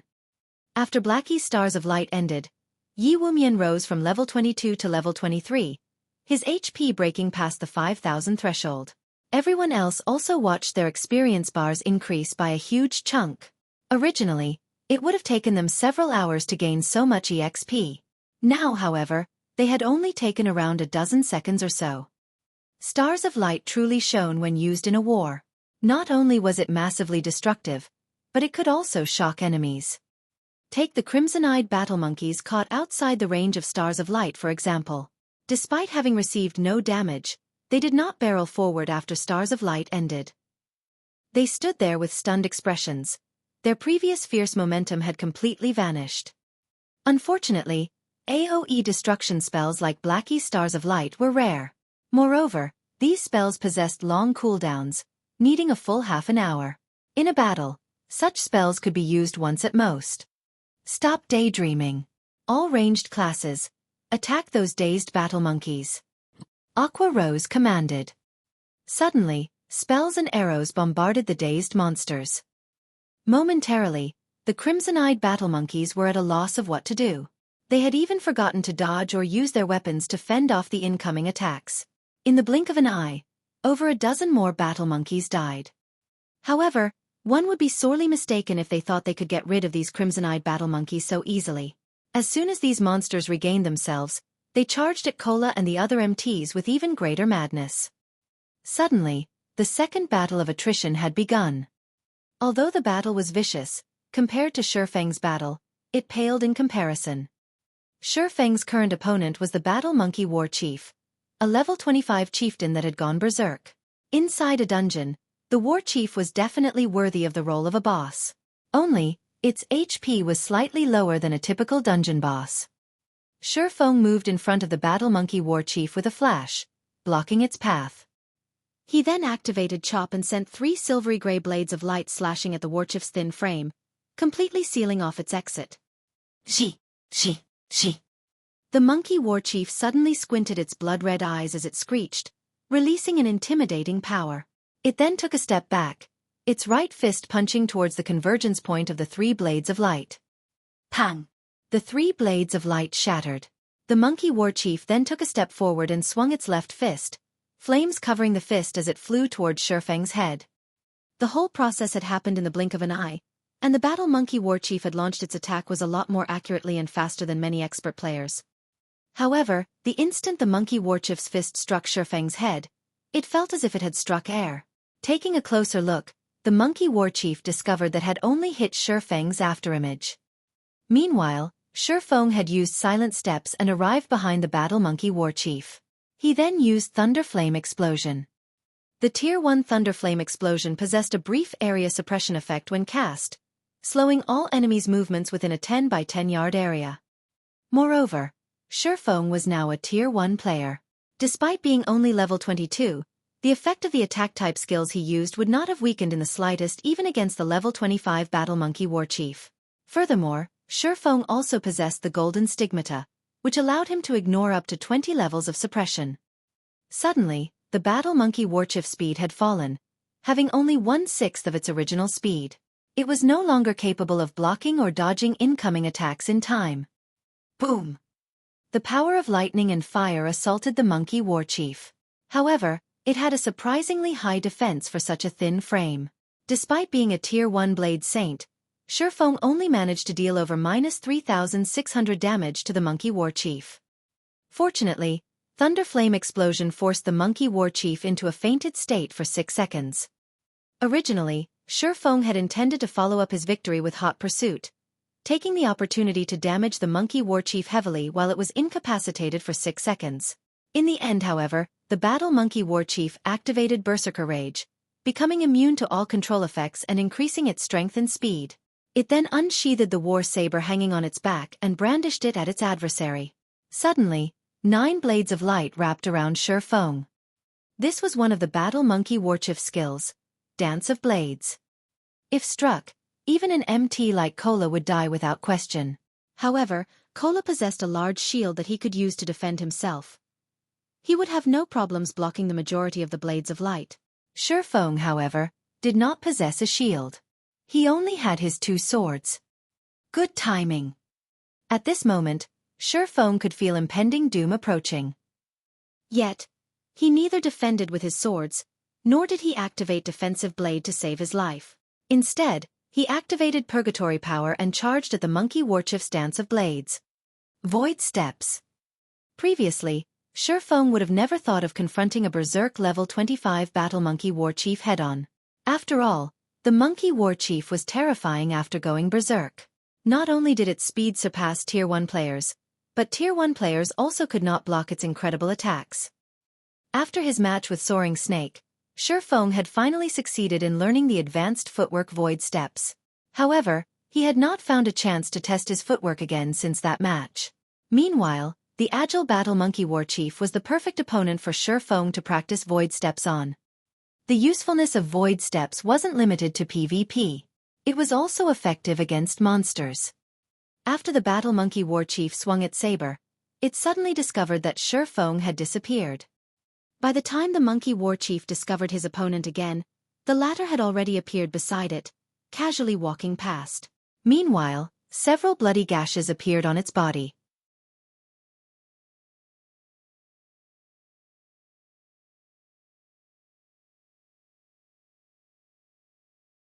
Chapter 417. Blade Liberation. In a withered forest located at the outer area of White Fog Canyon, Fire Dance and Flying Shadow, who had been standing watch around the team all this time, were currently dashing towards the gorge. Sister Fire Dance, guild leader, is too amazing. He can actually fight the battle monkey warchief, a Berserk level 25 chieftain, all by himself. With eyes filled with anticipation, Flying Shadow added, I hope that monkey warchief can last until we get there. Flying Shadow, you're still in a mood to joke around? Although guild leader is amazing, a chieftain that has gone berserk is no laughing matter. In a moment, we'll need to be careful when we go in and support guild leader. We will lose our lives if we're hit by the monkey warchief, Fire Dance reminded him. Fire Dance felt that it was too risky for Xueqi to fight a Berserk level 25 chieftain all by himself. Such a battle did not permit even the slightest mistake. After Fire Dance succeeded in her class change quest and became a Tier 1 assassin, she had wanted to test her own standards. Hence, she had sent the members of the guild out looking for monsters for her to test herself against. At the very beginning, she had required little effort to defeat a level 15 special elite. She then challenged herself with a level 16 chieftain. However, 20 seconds into the battle, she was already in a miserable state. In the end, she had to use Vanish and Flee. Hence, Fire Dance knew clearly just how powerful a chieftain-ranked monster was, let alone a level 25 chieftain that was constantly in a berserk state. Sister Fire Dance, I can hear sounds of battle coming from the front. They should be fighting over there, Flying Shadow said excitedly. Many people wished they could watch the battles of the one-hit Azura. Some players were even offering to purchase unpublished battle videos of the one-hit Azura at high prices, hoping to learn a thing or two from watching these videos. Flying Shadow himself had also watched Xueqi's battle videos over 100 times and received great benefits from doing so. However, at the end of the day, a video was still a video. It simply could not compare to seeing a battle live. However, Shufeng's battles were simply too fast-paced. Even though Flying Shadow could witness them, there was a limit to how much his mind could absorb. Hence, Flying Shadow also wanted a recording of the battle to study it in detail after returning. To this end, Flying Shadow had specially asked Fire Dance to activate holographic simulation mode to record Shufeng's battle. Before Flying Shadow had experienced a virtual gaming cabin, he had only been dismissive of the machine. Wasn't it just a 97% sync rate? The virtual gaming helmet also possessed a 90% sync rate. How huge of a difference could there be? The makers of the virtual gaming cabin were simply trying to swindle people's money. However, after Flying Shadow tried the cabin for himself, he instantly fell in love with it. Not only could the virtual gaming cabin allow him to display more of his actual combat power, but it was also of great help in regard to learning how to fight in God's domain. The holographic videos in particular were far superior to flat-screen videos. Unfortunately, there were only 5 virtual gaming cabins in Zero Wing's workshop, 3 of which were dedicated to the guild leader, Fire Dance, and Blackie. The remaining 2 had to be shared with other core members in rotation. Currently, Flying Shadow was not using the virtual gaming cabin, so he could not utilize the holographic recording. He could only request one from Fire Dance. That way, he could properly watch the video the next time it was his turn to use a virtual gaming cabin. In regard to Flying Shadow's request, Fire Dance was not opposed to it. She, too, wished to learn from Shufeng's battle. Then, she simply needed to give Flying Shadow a copy. When the 2 arrived at the scene of the battle, they suddenly saw Shufeng disappear, before shortly reappearing beside the battle monkey war chief and slowly walking by it. Meanwhile, a few additional gashes manifested on the monkey war chief's body, fresh blood spurting out all over the place. What's going on? The sight suddenly set off an endless ripple in Fire Dance's and Flying Shadow's hearts. Each of Shufeng's strikes only managed to deal around -900 damage. The 3 slashes amounted to just slightly over -2,700 damage. To the battle monkey war chief, which had 140,000 HP, they were merely scratches. However, the monkey war chief appeared even more furious after it was struck. Suddenly, the battle monkey war chief sent a barrage of attacks raining down on Shufeng. The monkey war chief started using Dance of Blades with greater frequency, sealing Shufeng's path of retreat every time it did so. However, Shufeng also dashed directly at the Dance of Blades every time, disappearing before reappearing. Shufeng was like the moon's reflection in the water. Although the monkey war chief could see him, it always failed to hit Shufeng's physical body. Meanwhile, the monkey war chief's HP also continuously decreased. For a moment, Shufeng had completely suppressed the battle monkey war chief. Has the guild leader learned a new technique? Flying Shadow muttered with uncertainty. Though he wanted to call it a skill, that would be incorrect. Normally, powerful skills possessed very long cooldowns. How could a skill that allowed one to disappear and reappear shortly after be frequently usable? It shouldn't be a skill. Fire Dance had been paying rapt attention to Shufeng's battle, and with surprise filling her eyes, she said, if it were a skill similar to instantaneous movement, then the moment he disappears, he should simultaneously reappear at another location. However, after guild leader disappears, it takes a short moment for him to reappear in our sight. Moreover, there is always an awkward pause whenever we activate a skill. Yet, there is no pause when guild leader uses that move. Fire Dance's observations were indeed on point. However, they only gave Flying Shadow an even greater shock. Players can actually carry out such powerful moves without using a skill? This revelation completely shattered Flying Shadow's understanding of virtual reality games. Guild leader seems greatly exhausted. It seems that this move places an enormous burden on one's mental strength. Fire Dance's observations were quite thorough, and very quickly, she noticed that Shufeng's complexion seemed somewhat pale. His eyes seemed slightly dimmer as well. Prepare to take action. In fact, it was exactly as Fire Dance had said. Void Steps was advanced footwork, a technique that removed one's own presence from the other person's brain. In other words, despite others clearly being able to see and sense Shufeng's presence, their brains would actively shunt this information to the subconscious mind and focus on other less relevant information, which would result in failing to see or sense Shufeng. However, such advanced footwork posed extremely high demands on its user, whether in terms of movement, breathing, and so on. Although Shufeng had already succeeded in executing void steps, and his proficiency improved with each subsequent use, the technique still placed a significant burden on his mental strength. Flying Shadow silently nodded. At this moment, he had already focused all his concentration on Shufeng, hero worship filling his eyes. Even though such a powerful move greatly exhausted one's mental strength, it was still very impressive. When the Battle Monkey Warchief had only half its HP remaining, Shufeng was already beyond exhaustion. I guess using void steps to deal with a berserk chieftain is really pushing things too far. Shufeng smiled bitterly in his heart as he looked at the Battle Monkey Warchief that grew increasingly fearless the more it fought. If he were up against a player, he could definitely finish them off after using void steps twice. The battle would not drag on for such a long time. However, this battle against the Monkey Warchief was greatly beneficial to Shufeng, as he honed his mastery of void steps with each subsequent use of the footwork. Meanwhile, when the Battle Monkey Warchief noticed that its opponent looked no different from a tired dog, it squinted its eyes as it revealed a cold smile. It then brandished its saber, using Dance of Blades once more. At this moment, Shufeng was quickly reaching his limit. If he used void steps one more time, it was highly possible that he would faint on the spot. Faced with the 9 saber images that completely sealed his movements, Shufeng suddenly erupted with power. Blade Liberation. This was the Tier 1 Super Berserk skill Shufeng had spent 20 legacy skill points to learn. The skill's duration was only 20 seconds, and after that period, he would enter a weakened state, with all his attributes decreased by 80% for 3 minutes. If he could not finish off his enemy in 20 seconds, then only death awaited him. Meanwhile, the weapon Shufeng used Blade Liberation on was the level 20 Dark Gold ranked Purgatory's Shadow. Suddenly, the power of the Purgatory's Shadow flowed into Shufeng. His body started glowing a faint red. Shufeng then tightened his grip around the abyssal blade and slashed at the incoming blades of light. You're tuning in to the Xueqi's Martial Arts Saga YouTube channel. Don't forget to subscribe and join us on this journey to catch the most captivating stories.